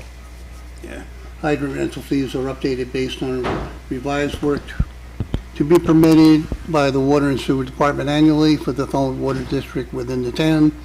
Fees are associated with partial painting, shelving of snow, installation, removal of hydrant flags, minor and major repairs, like I just said, or hydrant replacement. These recommended fees will cover typical repairs and related costs. Approval is required for the town to enter a revised agreement to perform these services for the fire district's use of hydrants. So 46324 will revise the agreement to perform these various related costs. Move for approval, please. Motion by Danielle, Second. second by Mark. All in favor? Aye. Any opposed? Motion carries. We have our investment report. The rate of interest is 4.25%. At this time, we have business on the floor. If anybody still has anything they really like to talk about, they're welcome to do so at this time.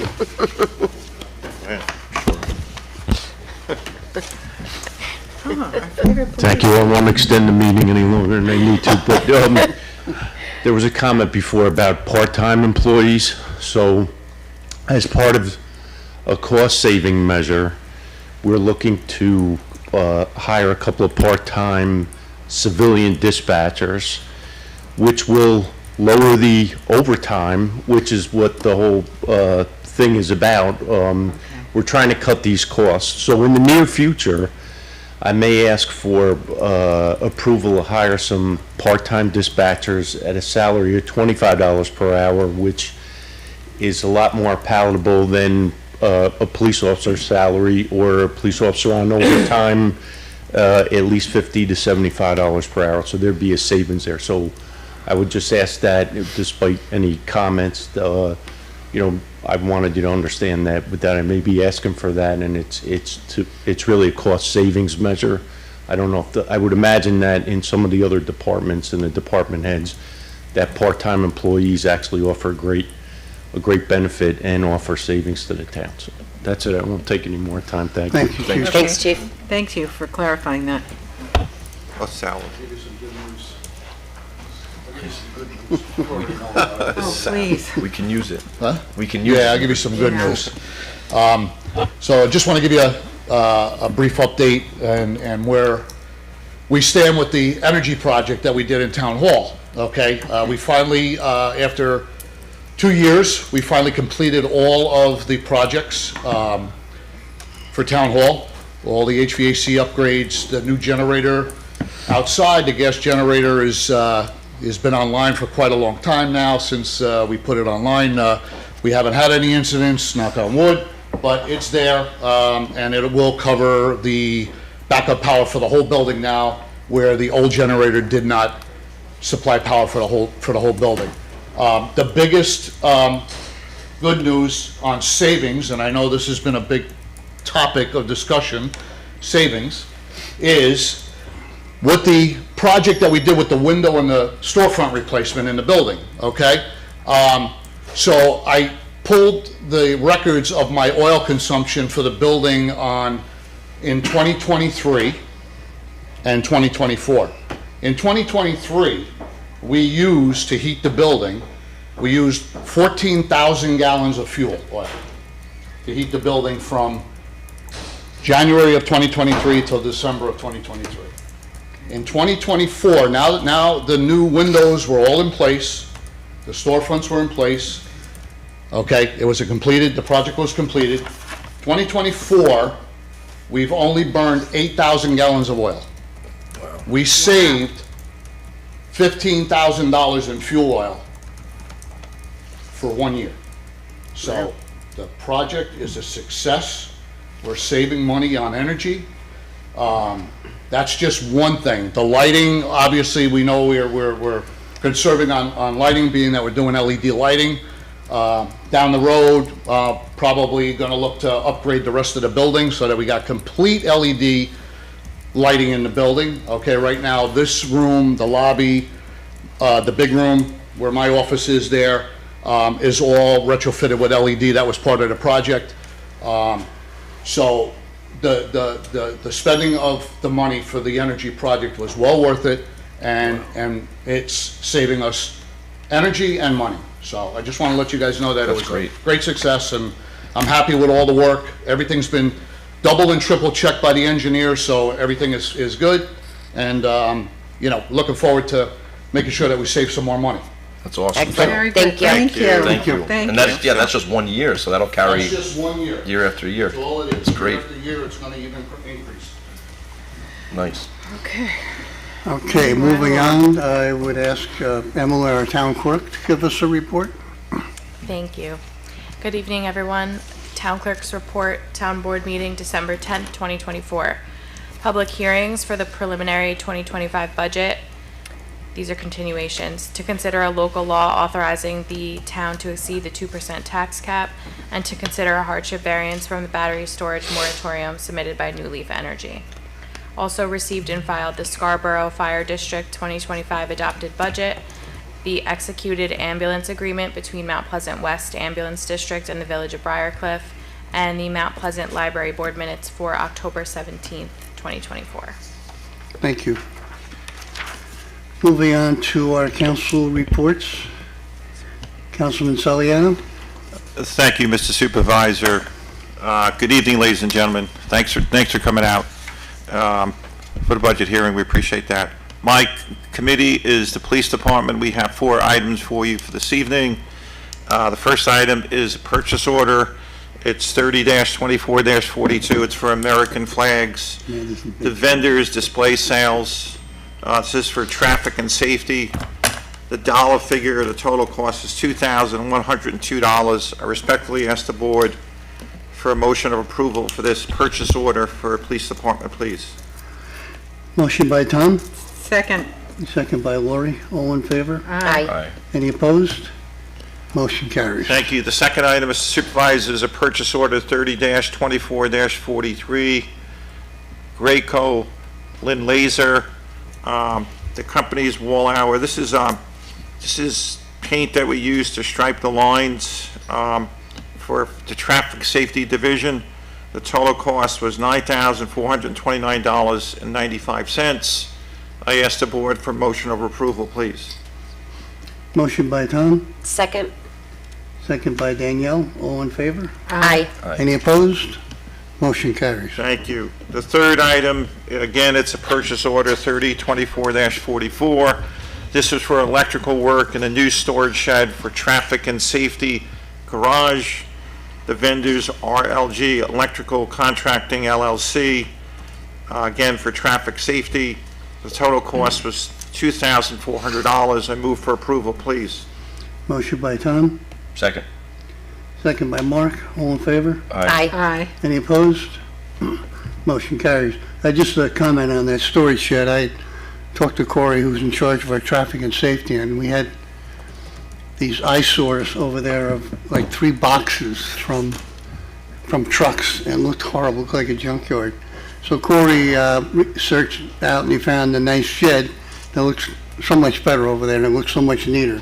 So we thank Corey and Traffic and Safety for getting that together. I'm sorry, Tom, go ahead. No problem. That's good information. Thank you. The fourth item, Mr. Supervisor, is a purchase order. Again, it's from Corey, Traffic and Safety. This is authorization to hire traffic safety seasonal maintenance labor effective December 16th, 2024. It's Resolution 467-24. Authorization is requested to hire Ronan Ford of Yorktown Heights as a seasonal maintenance labor in the Traffic Safety Department. The rate of pay for this position is $20 per hour. If approved, this will be effective as of December 16th, 2024, and will terminate on January 10th, 2025. I move for approval to hire this labor effective December 16th, 2024. Motion by Tom, Second? second by Danielle. All in favor? Aye. Any opposed? Motion carries. Thanks so much. Have an excellent evening. Thank you. Thank you. Moving on to Councilwoman Zano. Thank you, Mr. Supervisor. Good evening, fellow board members, residents of Mount Pleasant, and our department heads that are so kindly staying with us tonight. I have 2 items for you from our highway department. First is purchase order 50-24-15. The vendor is Atlantic Salt. This is for 500 tons of road salt at $74.40 per ton with the fuel adjustment. This is per New York State contract PC 70462. Potential lower or higher tonnage upon delivery and/or increase in fuel surcharges could adjust the cost of this PO. Total cost is $40,920. Move for approval, please. Motion by Danielle, Second? second by Lori. All in favor? Aye. Any opposed? Motion carries. Thank you. My second item is Resolution 469-24. This comes from Highway Nicole Tedesco, our Senior Office Assistant. This is authorization to execute a hold harmless agreement with the homeowner at 86 Franklin Avenue, Valhalla, to permit encroachment into the town right-of-way. What else I have on here?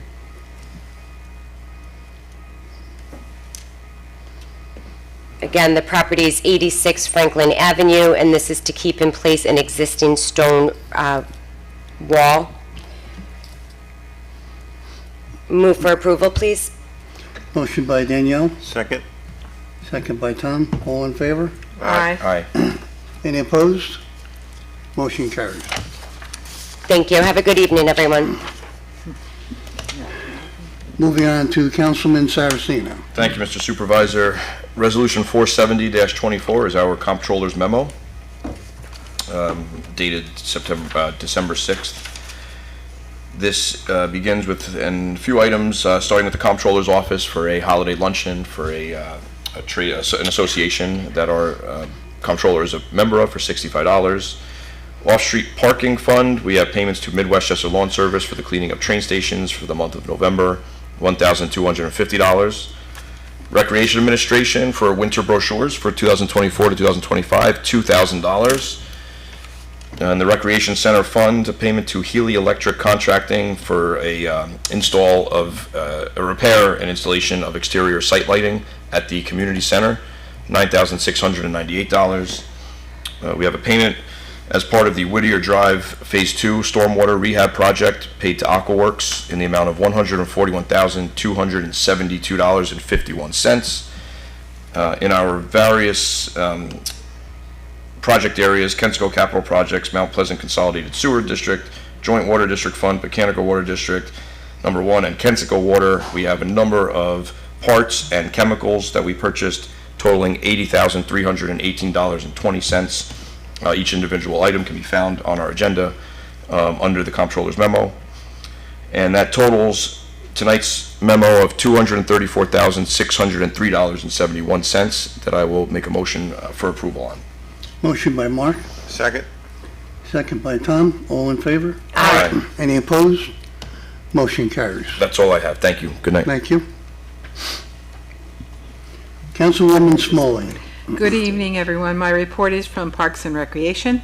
The first item is a request by John Petroselli and Douglas Scott. It's purchase order number 70-24-64. It's to Wegner Corporation. It is for a portable stage, 16 feet by 12 feet with 32-inch legs, guardrail stairs, and cart. This will be used throughout the town for summer and winter and fall and spring programs. Total cost is $12,781.76. Move for approval, please. Motion by Lori, Second. second by Mark. All in favor? Aye. Any opposed?